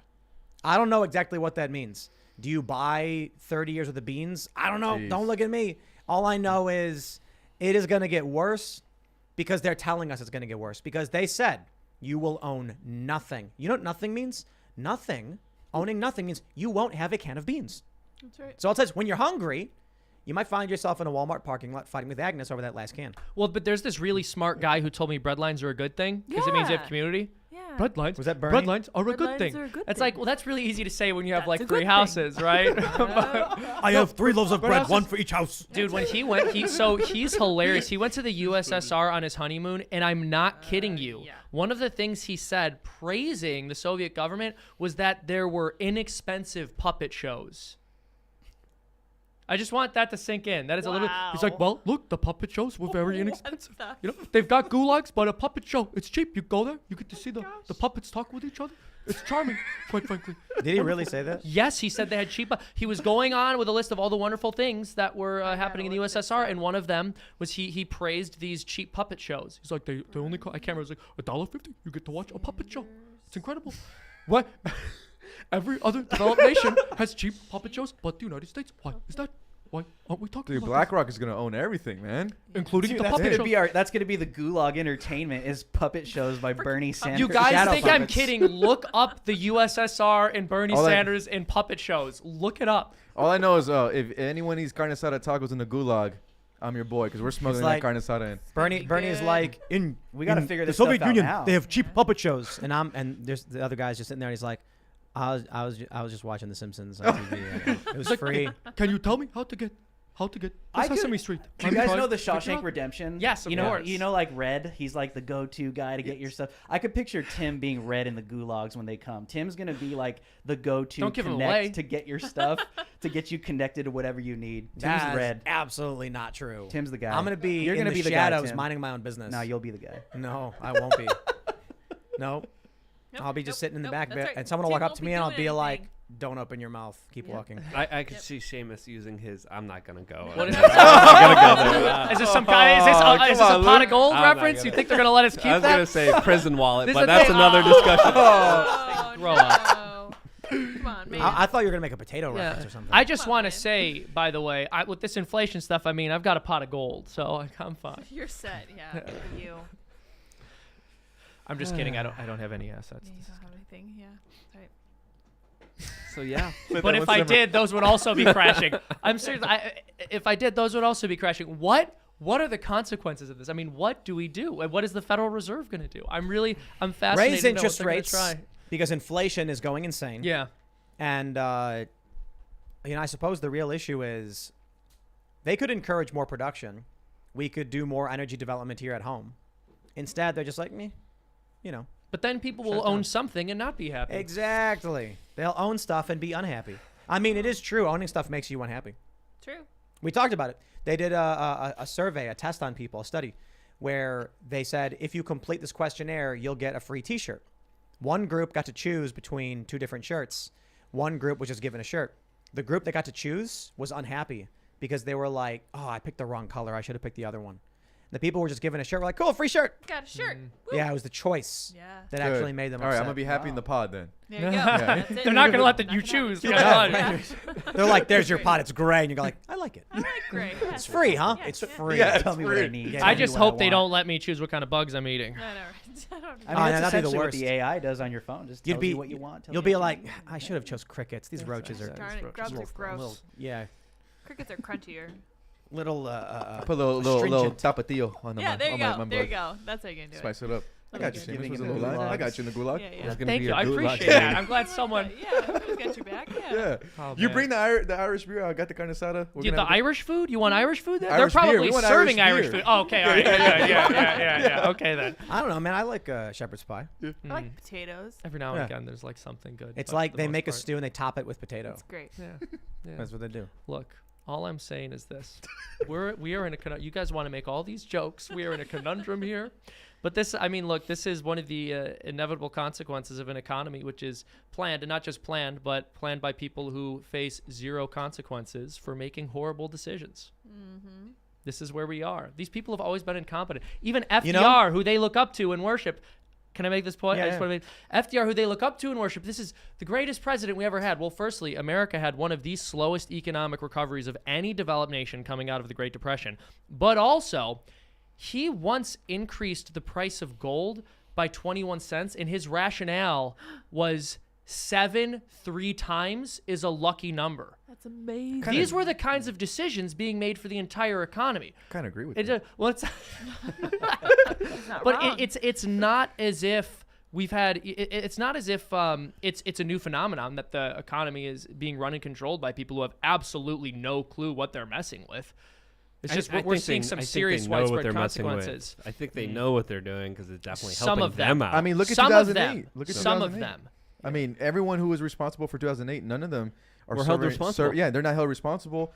No, it's a Bernie Madoff broken got in trouble, system. bro. It's a broken system, but you know who is held responsible is guys like Julian Assange, for like exposing war crimes, and those who did the war crimes They don't have to see a day in jail. They weren't only just not held responsible. They were promoted. They were Yep. given a check. They were given bonuses on top of their financial crimes that they committed against the people. So what happened there was paved over. The bubble was made bigger, and now we're all just kind of sitting here waiting for everything to pop. Yeah. As of course we're getting the first kind of storm incoming, and I think this is one storm of many to come. And I think we talk about the problems. I think maybe we still got a couple more minutes. We could talk about maybe potential solutions. I think one of the best currencies you could have is social currency, the friends you have, the relationships you have, family, your point. neighborhood, your community. I think focusing on creating pods, on homeschooling your children is something that, of course, will help get us through these larger storms, because they are coming.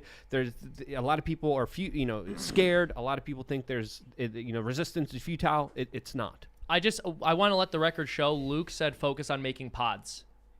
He does want you to live in the pod and eat the bugs. somebody But anyway, clip- continue. just Homeschooling, homeschooling pods. Luke is a plant. There you go. The M1 money supply has shrunk. Check it out. I didn't even see it. From March Hey. at 20, what is it, 20 trillion, You gotta 700 zoom out a billion? little bit because you can't see that peak. I can't. I wouldn't be able to Oh, zoom man, out. that sucks. Okay, so, well, It's you can really sort of high. see it. No, look at that. There It it is. dropped by about, 40 billion. Is that, maybe that's the 40 Jeez. billion we gave to Ukraine from March to April. It's like 40 billion out of the money supply. But that was like I'm sorry. It was like, it's like 80. Yeah, it drops by about 90, actually, about 90 billion. So I wonder if that's seeing where the recession is coming, because they were just pumping money into the system trying to keep it going, and they stopped. And now everything's going to fall apart because there's no real trade happening. It's the Well, reset. there could be bartering. I think bartering is something that people should also kind of look into, especially when it comes to having a community, having a network of individuals that could trade skills, that could trade goods, that could trade services. The Free State Project, I think, is ahead of its time. They do incredible things when it comes to homeschooling. They do incredible things when it comes to building communities. And I think, the Amish did it in their own particular way. There's no reason other people, other communities can't do it themselves as well. And once we start becoming personally responsible for ourselves, we don't need government. Government would become obsolete if people were just responsible for themselves as individuals, because we wouldn't need any government intervention. We wouldn't need anyone stepping in a way. We wouldn't need anyone saying, hey, we need big government for this. That's going to make the problem that much worse. The solution, I think, we're headed towards crazy turbulent times, but it doesn't mean that it can't be an opportunity to see the good and to build something better. There it is again. And we could reset. There it is again. I hear it. I Who are you hear working it. for, Luke? Huh? Who is this guy, Tim?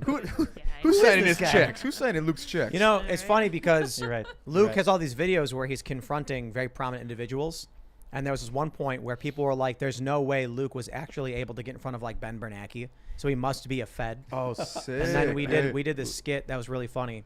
No, because like a lot of people were like, Luke puts out a video where he's like confronting Ben Bernanke 3 times. 3 times, and they're like, there's no way. Yeah. They're like, this guy's a plant. And so then we did a bit where Luke's phone rings and it says Ben Bernanke, and he's like, Benny, what's up, man? He's Meanwhile- like, yeah, I'll come hang out. Yeah, I'm using disguises and like fake names and fake press credentials, fake websites and fake emails just to get into venues and events, and like staying outside literally hours on end just waiting for one politician to maybe go this one particular way. Wow, yep. So I've been working my butt off, but Yeah, that nose, it's not a real nose. yeah. Well, Luke, actually, I got the same thing myself when I covered the Uvalde shooting. A bunch of my DMs were like, "Isn't that weird, Jorge, that you just happened to be there?" So and I'm like, weird. I was Oh, dude, covering all the the time. border in Eagle Pass, which is like an hour away. This I have is a the car. border. We Yeah. drove there. How did that I love when people are like, isn't it weird? I'm like, yeah, like sometimes things are weird. Yeah. What- yes, Often it was things are weird. Like This maybe whole show, it was this weird. whole show is a simulation. Tim is not real. He's not a real person. Oh, yeah, Yeah. I'm If not. you He's were- the AI. Like if you, everybody knows this in this room that if you take his beanie off right now, it'll be like RoboCop. Yeah, he disappeared. Isn't it a little weird that Tim has his No, it beanie is- on? Tim right doesn't- now? It is true, but the point Tim is, doesn't even know it. No, Tim I do. doesn't even know that he's not real. No, I do. And the point is, You don't. by saying Tim, you don't know. I do. And the point No, is, you don't. by saying yes, I'm the trying people to who are tell you. watching assume that we're all joking, but there's no way to know if it's true or not. Dun, dun, So dun. when we tell You're you in a outright- simulation, Tim. when we Tim, tell you're people not outright, real. they will say it must be a joke, and they're all having a laugh, but it's real. That's right. Actually, No. that's the scariest thing with security is that people believe that stuff. Tim Pool's not real. And then the threats we get aren't Antifa. the people who come and cause us problems are just crazy people.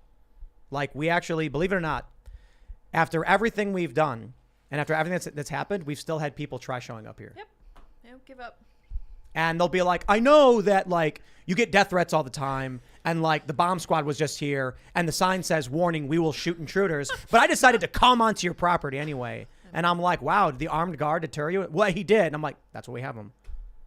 Jeez. That's crazy out there. Clout chasers. Well, I got to say, I mean, you know, as I've been talking about civil war for years, it's like, I'm kind of the point where watching the Brett Kavanaugh stuff, it's like, you know, I feel that with what we've been dealing with. That I'm just like, when they don't enforce that pisses me off, because we're seeing something similar. Well, this Kavanaugh assassination attempt came about a day after a study was published in the news, which showed that was something like 44% of young Democratic men support political assassinations. Right. Yep. And the fact that they're not stamping out those literally illegal protests as an attempt to sway judicial rulings is a sign to me that they would like to weaponize these people who like the idea of assassination. And I hate Lydia, it. why It would we drives me waste our crazy. time doing that when we have to chase down these moms and dads at the school Yeah, board I meetings? know, Yeah. I know. That's the real folks. Those the are the real real threat. Yeah. threats. Yeah. The real threat are the moms and dads that don't want their children groomed and touched. Yeah, exactly. Those are the people we got to go Evil after. people. You bigot. Yeah. Drew It's Hernandez, true, you it's bigot true, for that man. statement. That's the real Bigot. domestic terrorist. Turns Terrorism out. right there. Independent journalism? Ugh. Oh Yeah. my Worse. God. God, Yeah. the worst. Yuck. Can you believe that? Gross. That Yeah. First Amendment is literally the reason why we have terrorism in this They believe they country. could say whatever they want. They believe they could think whatever they want. How dare they? And this is going to shock you guys.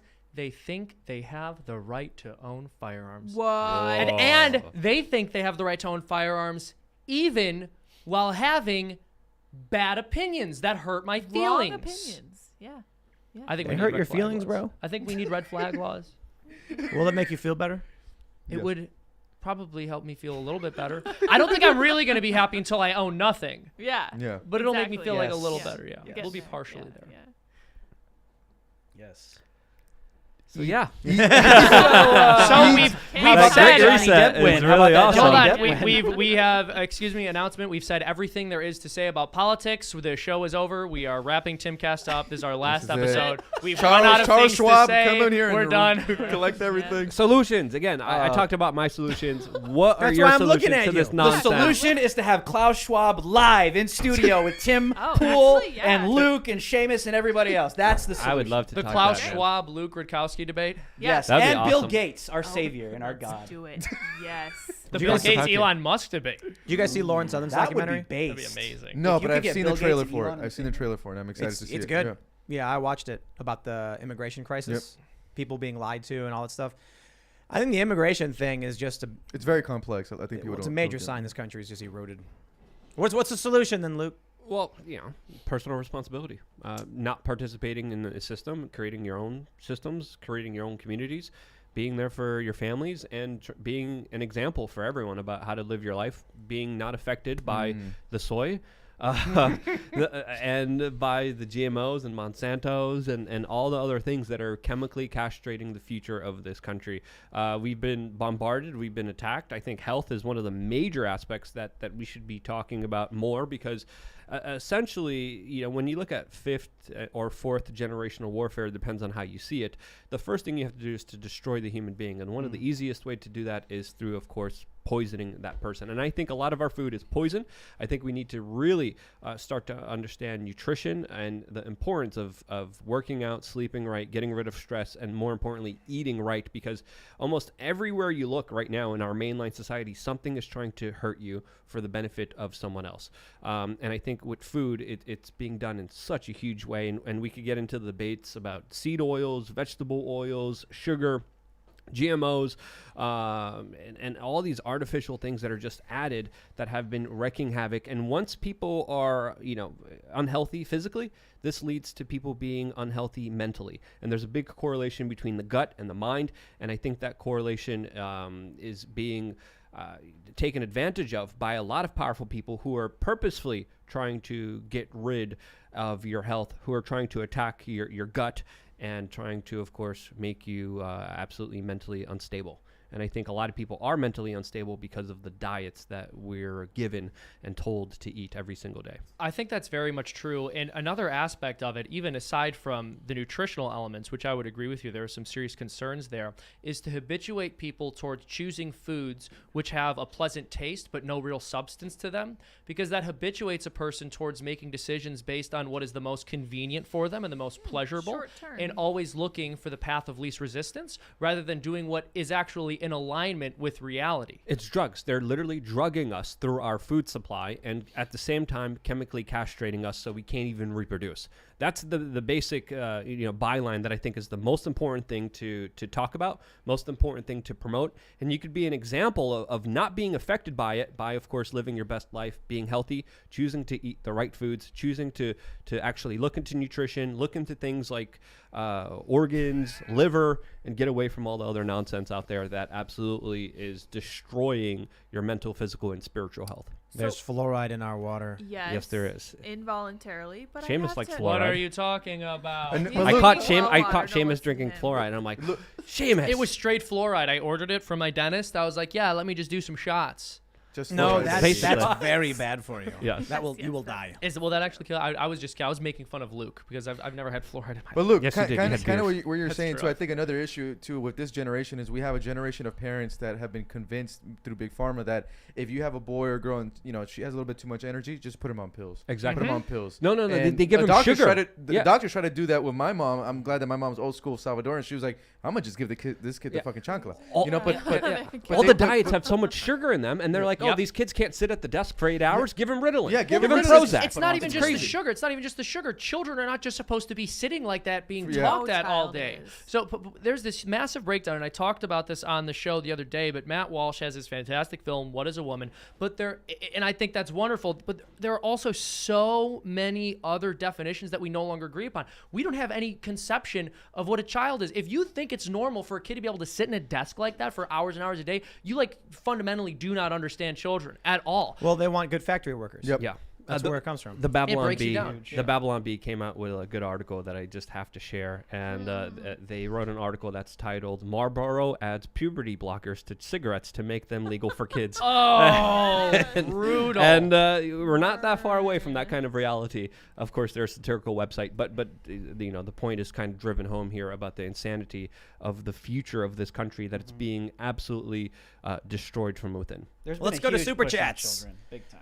Let's go to Super Chats. If you haven't already, smash that like button. Would you kindly smash that like button? Subscribe to this channel. Share the show with your friends. And would you kindly become a member at timcast.com to help support our work? We're going to have a members-only show coming up for you at 11 p.m. on the website. And it's not family-friendly.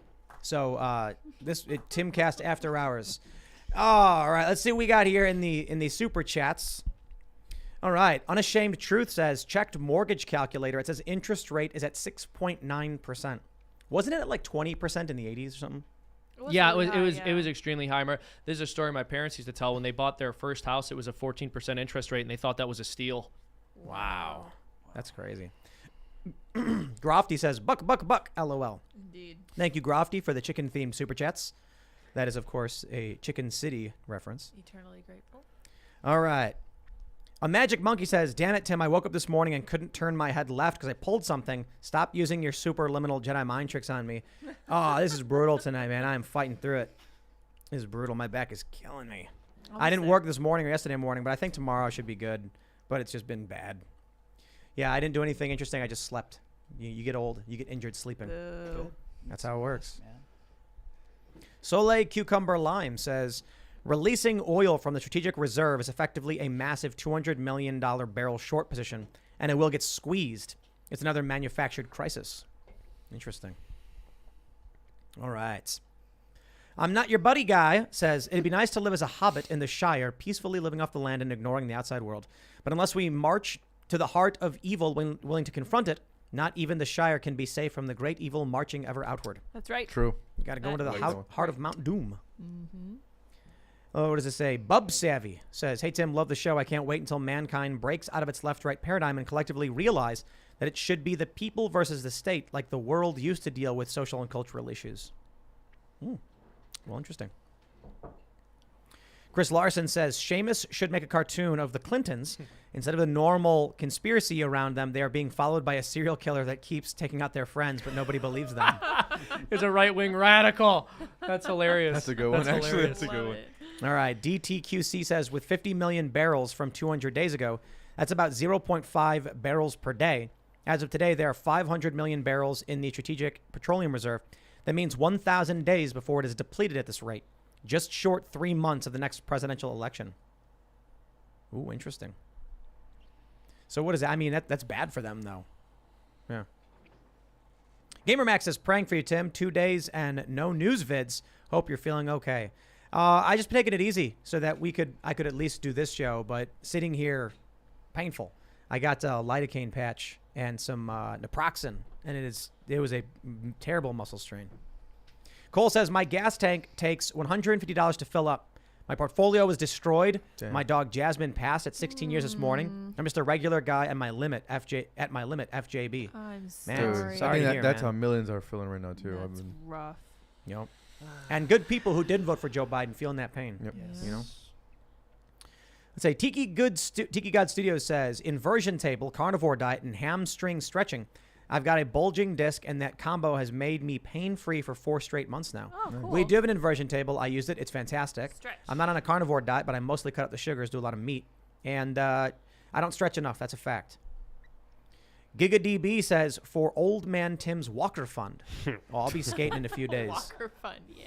Let's get a mobility scooter. That's Just right, don't use we do this GoFundMe. here. Yeah, exactly. Yeah. John Take says, Marx was right. We have achieved a classless society, as in the citizens of this country have no class. Haha. Funny joke. Indeed, we do not. Andre says, Tim, get your elbow off the table if you want to get your back better. I noticed that. Have you noticed for like the past 2 days, I haven't had my elbows on the table? Oh, interesting. I was like, I'm not going to do that because I'm going to try and just sit straight. What do I do with my hands? Just keep them down. Colby Brown says, Libertarian Luke complain about Republicans doing nothing. But when they do, they do. But when they do, they say how they hate authoritarianism. MFer, it's your fault they do nothing. We need more authoritarianism on the right.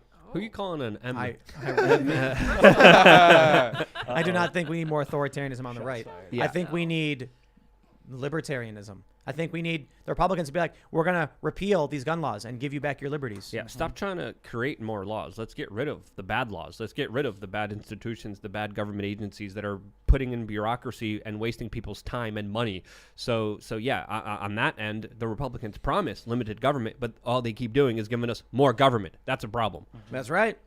Francis K says, Tim, regular gas was out at a rural gas station and limited to $35 at a suburban rural one in Ohio.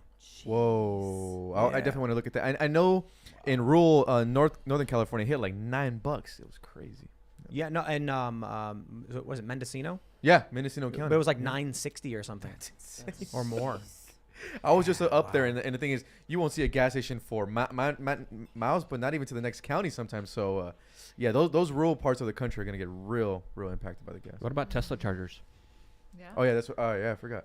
Just buy a Tesla. It's a solution. That's right. Gunfather Precision says red flag laws are nothing more than a vehicle to introduce precedent that will destroy due process.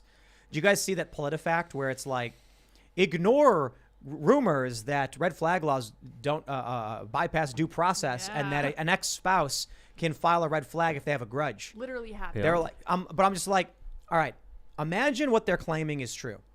An ex-spouse calls the police and says, you know, my significant other is violent and dangerous, run a red flag, and they go, we can't do that. That's fake news. What if the woman's actually a victim?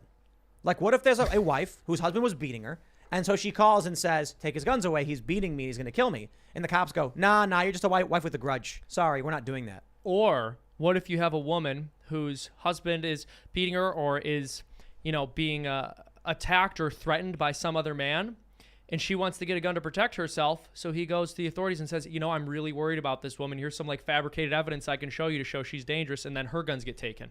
She can't defend herself. Yep. Red flag laws are stop and frisk on steroids. They're going to kick doors in on people who don't even have guns. Someone's going to be like, this family has a gun. They're going to go, okay. And they're going to go in. And they're like, it's got due process. People need to present evidence to the court. And it's like, is it adversarial? Do I get a summons and then go to court and say, it's not true, Your Honor? And more importantly, why should I have to justify owning property? Why should I have to be called into court to justify why I own property? And so there is they're going to make this argument they've always made. I think Aaron McKinter posted this the other day. Had an article on Substack I didn't read yet, but he tweeted about it, basically saying what the left generally does when they have control over these systems is they will create a set of rules that they claim is going to be impartial or will be impartially applied. Then they basically stack the system with people who lean the same way they do and will always decide against the claim of the right-leaning person whenever there's sort of an edge case. And so, I mean, we see this with Twitter, right? Twitter's actually, their codified rules have an explicit anti-conservative bias, but every single time you bring this up to left-wing people or even the folks at Twitter, they'll say, well, no, there's no bias. Conservatives just break the rules more often. And Right. that's exactly what's going to happen with red flag laws. Exactly. All right. Late Night HVAC says, as James Lindsay says, we are living in Herbert Marcuse world. He wrote that the left must always be tolerated, every violence, and the right's speech must always be shut down. We are living in Marcuse world. That's there what you go. James Lindsay says. That's what it says right there, as James Lindsay says. Hey, there you go. Iggy the Incubus says, regarding the BLM riots of 2020, the big question is, how do we peacefully counter literal state-sponsored terror? It leaves me speechless. Controlling Words, Controlling Minds by Michael Knowles. Why That's would right. you do that? Just selling more books for Michael Knowles. He's the last guy you want to sell more books for. He's gonna come on and be like, stop, please. I've sold too many I have books. too much money. I have too much money. Too much money, please. Let me be. All right. The KL Tanker says, I watch on Spotify normally. Episode 549 has been chopped up and it skips and repeats itself around 50, 44, 47, 26, 51, 40, 116. Was there editing in that? Nope, never edit. Weird. Yeah. It's never jumping left. around Yeah. strangely. That's odd, yeah. Yeah, we just upload them. All right. Grofty says, buck. That is actually true. It is very true. Yeah. Noah Zork says, Tim, name your new clothing line, Credible Threads. Credible Threads? Haha. I like that. That's a good band name. All right. Gene Shirt says, don't let aggressive emotional control freaks take your ability to self-preservation in an imperfect world. Equitable defense means the weak need guns. That's right. True That's equity. correct. We have to make sure everybody has guns. Everybody should have a gun that's as powerful as the person with the most powerful weapon has. You know what I mean? So if one guy has a 50 BMG, crew served, everyone has to have one. That's equity. I like that. That is equity. I just want to be with a bazooka, like someone just intrudes my, just boom. That's right, yeah. All right. Wrath of Paul says things are going to get spicy as we get closer to the midterms. Desperate Dems will do anything to stay in power. Any crisis will be exploited to try to win votes or maybe even Facts. postpone the election. We're already seeing that with the Uvalde shooting. We've been trying to report on it. The Texas Democrats are raising millions upon millions off that shooting, and a lot of money is coming from Washington, D.C. Isn't that a coincidence? Beto showed up less than 24 hours to Yep. go put his finger in Governor Greg Abbott's face, literally politicizing the dead children. That's like And they're literally making hackling on it. They're making And millions. they use fundraising on money it. off of it. He was literally Millions. fundraising Yep. on that. Millions. Literally. Savvy J says, wishing the greatest president ever a very happy birthday. Enjoy your special day, President Trump. That's It's- right. Oh, dang. I It thought, is. thought they It's were Trump's talking about birthday. Kim Jong-un. No. It is also Flag Day, which I've always Oh, found right. very funny. Strange. Ben Hickson says, Ra's al Ghul and the League of Shadows have infiltrated everything to burn it all down. I think the left politicians do what in the moment gives them the most power and money, aka the short-sighted. I agree. All right. Ultra Maga says, I'm in SoCal. Got my Minds event ticket for June 25th. Also looking forward to your guests tomorrow. I won't spoil it and say who they are. Get better, Tim. Well, I mean, Prager already tweeted it out. So Yeah. yeah, Prager's coming. Dennis Prager That's right. tweeted out he'd be on the show tomorrow. I'm stoked to meet And I was like, oh, cool. I made a video. And He's like, I'm Dennis Prager. I'll be on Timcast. I'm going to be on Tim Pool's show. And I was like, oh, that's cool. He is. I was like, oh, he's coming on. I'm like sitting in bed. No, we knew he was coming. All right. Stan2 says, please ask Jorge about the Soros-backed fund taking over 18 prominent Hispanic radio stations, making sure it's hard leftist ideology. Yeah, we talked a little bit about that. Yeah, we did. And a lot of my friends work in Spanish conservative media, and that's something that they're trying to keep an eye on. But like I said, I actually think if you guys are looking at that, it's a good sign. That means they're losing the Hispanic vote. Like I said, turn on Univision, That's Telemundo right now. You think you're watching Fox News. So the Hispanics, shout out to them, 26%, baby.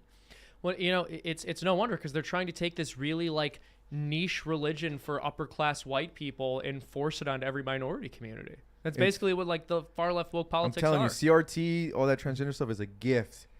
A gift. think you're That right. turns off Hispanic voters quicker than Big time. anything. Yeah. Big time. All right. What did it say? ASIM Solutions. Tim, your comment about only one side being punished is discussed as a major factor in rebellions by both Cambridge University and Army War College studies on revolutions in the Cold War. They are doing this on purpose. Well, we'll see, I suppose. All right, what do we got? Depai Romantic, oh, I see, says, you should consider getting translations on your website so that you can reach Spanish-speaking people.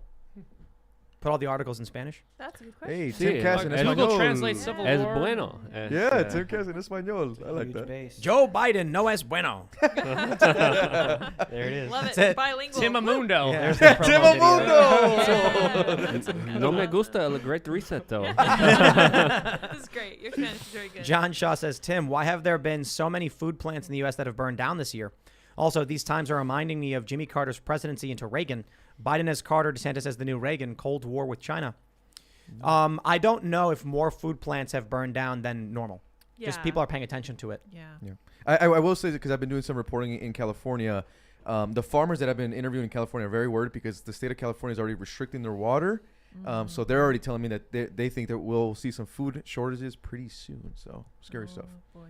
ASIM Solution says everyone should read No Other Way Out by John Goodwin and the political context behind successful revolutionary movements, the case studies by the DOD.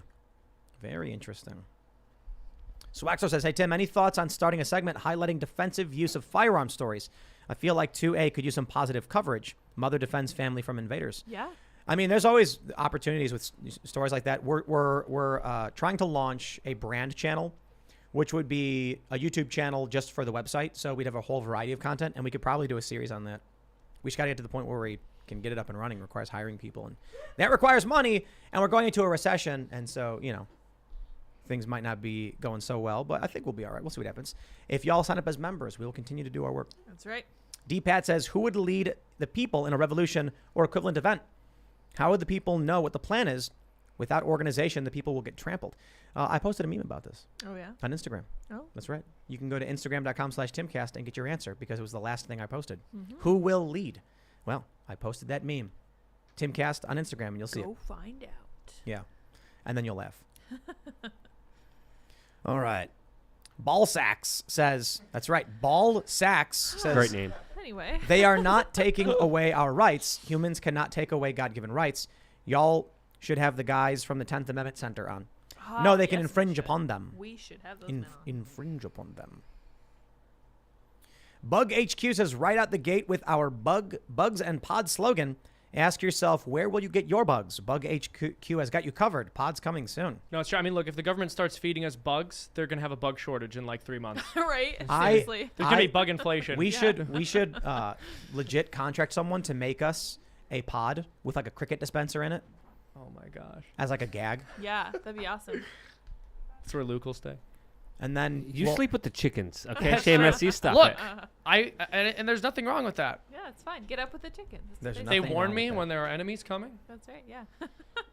Raymond G. Stanley Jr. says, I'm in a civil war with my toilet after Taco Tuesday. Oh, What are you eating? That's my type of guy right there. Taco Bell. That's my type of guy. I respect it. That's a civil war I take on nightly. Actually, Cultural appropriation. Okay. Smells like Updog in here says, have you guys What's seen the Updog? Florida 13th? Have you guys seen the Florida 13th congressional GOP primary? One candidate wanted to murder Anna Paulina Luna Oh, yeah. and talked about putting a hit out on her, and now his defense attorney is running in his place. You have to have Anna Paulina Luna on on to talk about it. It's nuts. that Wow. was a crazy story. Actually, even made mainstream media, like Politico, Wow. actually reported on it, and it actually helped Anna Paulina. She's been fundraising like crazy, and she looks like she might win her seat. Good for her. All right. John Shaw says, there is a market among us young people, I'm 22, for authenticity. We will literally vote for Logan Paul before we vote for an establishment fool on either side. I totally hear that. Yeah, Yeah, I I'm would. on that train too. Yep. That's how Trump got in. Matt says, even though y'all rip on Luke all the time, I met him back in my Ron Paul days, and I'm so happy he his back on the show. He's back on the show. Love seeing principled people remain so. Hey, real quick, Tim. We got to mention this. Honorable mention. Savannah Hernandez was banned today That's right. off Yeah. of Twitter for her 3rd time, I think, just for being a reporter. So everyone, if you guys can go follow her on her Truth Social, that's at Sav Says, and her YouTube channel, obviously Savannah Hernandez. So we just want to support people Glad that you get remembered banned that. Yeah. and get silenced. So We love Well, Sav. thanks for taking away my moment there. we love Savannah Hernandez. Vermin Supreme also got taken down Yeah, a couple days that's ago, crazy. which So is rude. absolutely. I went to the Rainbow Gathering with him. Awesome dude. And But what does he say that's like bannable? well, he's like he likes comedy and humor, and Yeah. that's outlawed now. Yeah. Well, And the thing is, Savannah actually got banned just for interviewing people at Pride here in DC, and she asked him like, what do you identify as? And people were like, oh, I don't even know. So And just for her posting other people's answers, she And got one of the deleted. posts, one of Savannah's posts, was those interviews. It was almost at 1 million views, and in the caption it said, "Pray for this generation." So it's like, What a horrible thing to what say. a horrible thing to say. Terrible, yeah. Pray What a for bigot. someone. Let's read this one from Farrell. 1/3 of the Maryland legislature was arrested in 1861 because of secession. However, the body was refusing to finance the war and openly declared Lincoln a tyrant. Pro-war candidates then swept new election. Wow. Whoa, good little history lesson there. Things are going to get crazy. Igloo Wi-Fi says, hey, Tim, I love the show, and I agree that younger people are fed up. That's why I filed with the FEC for the House in Texas 25th, putting up a platform and grassrooting my campaign. Keep on doing good. Excuse me. Now my back hurts and I got hiccups. Oh boy. All right. Let's see what we got. Raymond G. Stanley Jr. says, Riot Squad in the house. Keep up the good work. Yeah, right. Mikey just Squad, sitting in the baby. back. All right. Illumin says, Tim, you should get billboard in the Rhino gun grabbers districts to let people know what they're voting for. We could do that too. All right. Duder76 says Biden is forming a credit reporting system under the CFPB. This would give the government all the info that goes into your credit score. Sounds like the beginning of a social credit system. Oh, let him have it. Let him have it. A social credit system? I mean, I think they're already You're big- swooping in our bank accounts if we Don't have they more than already like know all 600 that? bucks. Yeah. But I was told by fact checkers they wouldn't do anything bad with that. So Oh, you're Okay, right. You're right. that's Oh, right. that's right. Thank you. Thank you, sir. bigot. Yes, the fact checkers know what's best for us. Yes. The Ministry of Truth. Amen. Yes. Amen. LaCharles says a random brainwashed dude up here in Quebec won $70 million with a lottery ticket and swore to give $7 million to Ukraine in the news. Oh my To God. Only propaganda is real. 10%? Yeah. What a What's bigot. wrong with Oh, him? what Give the the heck? whole lot. Yeah. He should give the 70 and keep the 7. We should just rename our country to Ukraine. That's Yeah. what we should do. Yeah, and we should make Base. Yeah, What a yeah. base take. I love it. That's Yes, base, it's bro. good. See, It's I'm good. gonna do well in this new regime. You're gonna be great. Yeah. Yeah, dude. I got great ideas. I know, Ricky- I Build back like better. you. Ricky L. Hendricks says, had an idea to include Timcast article headline and subtitle with your Times Square billboard. People would be curious to see what the article says. You can't. There's laws. There's strict rules on what you can and can't advertise. So overtly political things you can't do. And then how would they find the article is the challenge, right? It's like go to timcast.com. Too much to read. And you only get 10 seconds. So, but most billboards everywhere will not approve ads that have certain words. Like many won't take the word politics.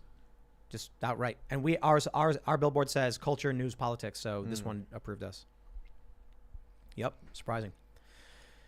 Tim, my friend, says, for the idea that we will come together when authoritarianism comes knocking, remember that people in Gulag still believed they would be absolved. Gulag Archipelago, Alexander Solzhenitsyn. Yeah. Yeah, everyone thinks this is what everyone does. They're like, well, when the mob comes down the street, I'll just keep my head down and they won't come to my house. And then they do. Well, And this they is will. exactly why family members would sell out other family members because they're like, I can get in good with the bosses. It'll be fine. I just need to sell out a few more people. 1 in 5 people were informants. Well, Lydia, we we saw a little bit of that with January 6th. We saw family members turning Oh, their yeah. own family members in. I'm like, that takes so little, very little. Thomas Kalnin says, did you know that disco record sales were up 400% for the year ending 1976? If these trends continue, disco stew. Yeah. It's a good super chat. But when that joke was made, it was like 1996, So now it's an even Well- crazier joke. All right. Gary Langley also mentions the Gulag Archipelago. Is it archipelago? Archipelago. I'm always pronouncing that wrong. Archipelago. There you go. Archipelago. Yeah. There were still true believer communists in the gulags. That's There was right. no Oh, turning absolutely. back for some. Pray for them. That's right. right. Yep. There will be. Cody Lilico says, my town is recently found out a Bill Gates related entity bought 13 million crops, and the town is making a Chinese wet corn mill in our city limits, and it's across from the Grand Forks Air Force Base. That is really nice. Wow, that's weird. All right. Taka Kays says, Tim, been listening for a few years. Retired combat medic. Every gun law except the Second Amendment is illegal. The only way they'll ever get my guns from me is from my cold, dead hands. You know, what if there was a law, because we had Michael Mouse and he was like, all gun laws are unconstitutional. And I was like, what if they pass a law saying they have to give you a gun? Oh. Then there would be a gun shortage in like 2 weeks. Dude, if the federal government was in charge of providing people with guns, they would just completely destroy the gun supply. And they'd be they ridiculously can't distribute expensive. anything. The price yeah, would exactly. skyrocket. Yeah. Exactly. They literally cannot do anything. Flo says $15 a gallon after November if Democrats win a congressional supermajority. Knowing how they always get their way, though, it'll probably get to $20 by this time next year regardless. Yo. Republicans are going to come out and they're going to be like, we've compromised with Democrats to raise gas only to $16 a gallon. 10 principled Republicans sell out their districts. What's that one like clip of Biden like saying, you need a little breathing room. You need a little breathing room. My dad used to say we got to give the people a little breathing room. Little What? breathing. You guys could YouTube it. Was It's that the weirdest. recent? He says it like throughout the years. So weird. All right. Oh, I It see. reminds me of What that. is- It's like what is- it'll be at $20, but give him a little breathing room. Yeah, It's it'll be fine. $16. It's Zen, Yeah. Zenmain says the red wave is coming.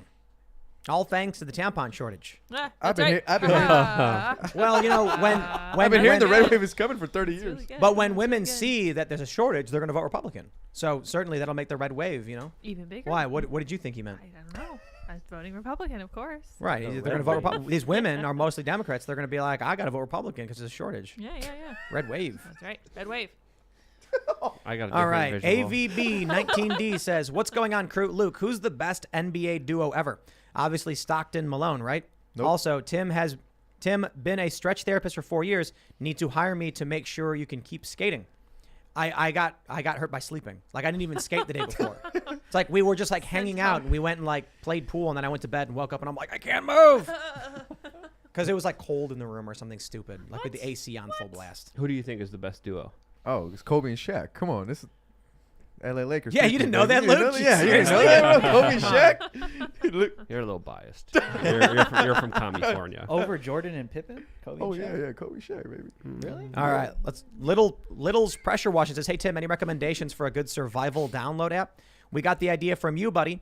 Us, the goats, and the chickens send our support and thanks. Oh, What's a good survival app, Luke? Let me see what I got on my phone. Well, there's a number of people coming together and bringing forward videos and documents teaching people how to homestead, how to have their own farms. I don't know an exact one off of the I just top have of my one called head, Survival Manual. but there's a bunch of stuff that you should definitely download and have as a physical copy, just in case you lose connection or there's energy outages. You should have something in physical form that you can look at that will teach you basic medical procedures, basic ways to grow your own food and raise your own livestock. So I have this app. It's just called Survival Manual. Yeah. It's amazing. Yeah, I tell people to download my videos on my survival apocalypse training courses, and they could very easily do that and have a copy. Yo, but this app is really amazing. It's got it's psychology, power, planning, kits, apps, medicine, yeah. shelter, water, fire, food, plants, poisonous plants, animals, tools, desert, tropical, cold, sea, water crossing, how to find your directions, man-made hazards. This is amazing. We go through very similar things in my program as well. Well, sure. I'm also saying download the app. Absolutely. Download the app, download the information, and have it on a physical copy because Print there it might out, be a yeah. time where you can't go online. Yeah. Yep. No power. Yep, you'll have your phone and you'll be like, if only I could turn it on. I'd know if I could eat this berry or not. And then you die. It's like, what was it? The Into the Wild guy had like, it had like a seed and it had like stripes and he read the book and thought it was edible, but he got sick and then died. No. Yep. I was reading How to Survive and it said you can eat leaves. What you do is, the first thing you do is you take the leaf and you rub it on your skin, then you wait 5-10 minutes. Yeah. Then you rip the leaf open, rub it on your skin with the exposed side, wait 5-10 minutes. Nothing happens. Then you bite a small piece and chew on it and wait 5-10 minutes if nothing happens. If your Then you throat eat the leaf. closes. Then you wait 5-10 more minutes if nothing happens. Eat some leaves. I'm not saying you should do that. I'm saying look it up. But I was watching a video on it Yeah. because I watched a Makes deer sense. eating leaves in the yard, and I was like, can we eat those? Do they taste good? Because I eat spinach. Yeah. You know? true, That's yeah. true. Kale. Put, put Caesar dressing on it. Yeah. That'd be great. Some eggs. Dandelions. You will eat the plants. Yeah. Oh yeah, we're gonna make Lots fried bugs. dandelion. Dandelions apparently are like a normal thing to eat in Appalachia. So like That's right. the Pilgrims brought it over Many because it was places. medicinal, and now it's like a weed everywhere. But apparently it tastes good. It tastes like mushrooms. You take the top of the flowering part when it's yellow and you fry it and you eat it. No joke. Yep. I might try that.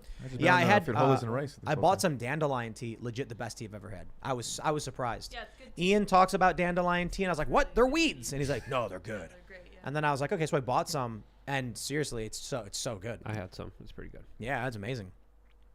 All right, David Toronto says Bernie is and was a scammer.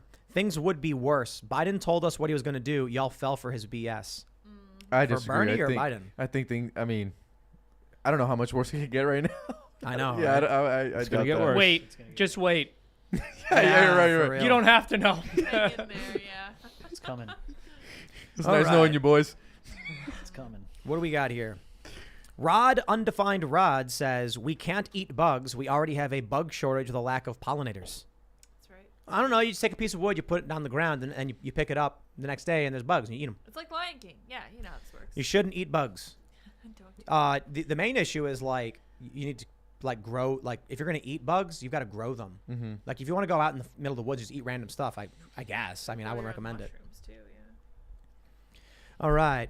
Misanthropic says, love your work, dude. Wish we had something like this in Australia. Ever thought of going international? I would not know how to do that. Yeah, you need someone who knows Australia. It's not me. Have someone translate your articles into Australian. That's a good point. Right, yeah. mate. Yeah. Oh, Joe Biden's no good, huh? It's gonna be a civil war. A lot of Is that, C words. is that what they British. sound like? Yeah, right. Yeah, That was pretty good. Close enough.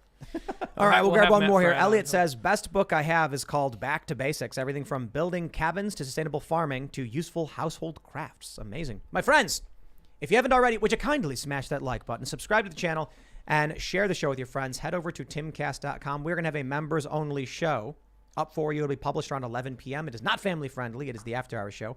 And so definitely check that out. Become a member at Timcast. You can follow the show at Timcast IRL. Follow us on Instagram. You can follow me everywhere at Timcast. Follow me on Instagram. Drew, you want to shout anything out? Yes, you guys can follow my work, real-time reporting on Twitter, Drew H Live, Getter, and all that other good stuff. And watch my show Monday through Friday, Frontlines, powered by Turning Point USA on the Turning Point USA channel. Perfect. And then, yeah, guys, follow me on Twitter is Jorge Ventura Media. Instagram is Jorge Ventura TV. We have a lot of good coverage. Frontlines border. We're going to be back at the border pretty soon doing that. Also at the Daily Color, we're working on a few documentaries. We just released Cartelville last year on the drug cartels in California. We're actually working and editing. It's already shot on a new documentary up in Northern California. We kind of follow the drug cartels up there, and they're more Asian dominated. So I think you guys will find that fascinating. But yeah, we're breaking news all real time, always on the ground. So I think you guys will like it. So, bien trabajar, mi hermanos y vatos. My survival class is up on lukeuncensored.com. I speak a lot about nutrition, gut health, bettering I'm yourself. glad it's not a Spanish class. doing Yeah, is it in Spanish? We're though, doing Luke? a giveaway today, and we got a forum all Hey, on look at you, Luke. lukeuncensored.com. Bueno trabajo, mi gringo. Gracias. No, me llamo puede. es Leon Patron. Okay, Leon Patron. I like that. That's name. where I go around. I literally go around Acapulco screaming, Leon Patron aquí! And I have a lot of fun in Acapulco. But yeah, separate story. My name is Seamus Coughlin. I have a YouTube channel Smooth. called Freedom Tunes. We create cartoons. We release one every single week, sometimes twice a week, sometimes 3 times a week. You guys are about to get a bunch of cartoons if you go over there and subscribe. We're going to be releasing a lot next week. Also, we just launched a website, freedomtunes.com. So if you want to help support independent content creators, myself and my team, the people putting these videos together who are trying to challenge the dominant media culture, go over there, become a member for $5 a month. You'll get extra cartoons and you'll be helping us fight the good fight. This evening did not disappoint. It never does with Jorge or Drew. It's always very exciting. Thank you guys so much again for coming. I really appreciate it. You guys can follow me on Twitter and minds.com at sourpatchlets, and all my socials, including my cat, are over on sourpatchlets.me. We will see you all over at timcast.com. Thanks for hanging out. Bye, guys.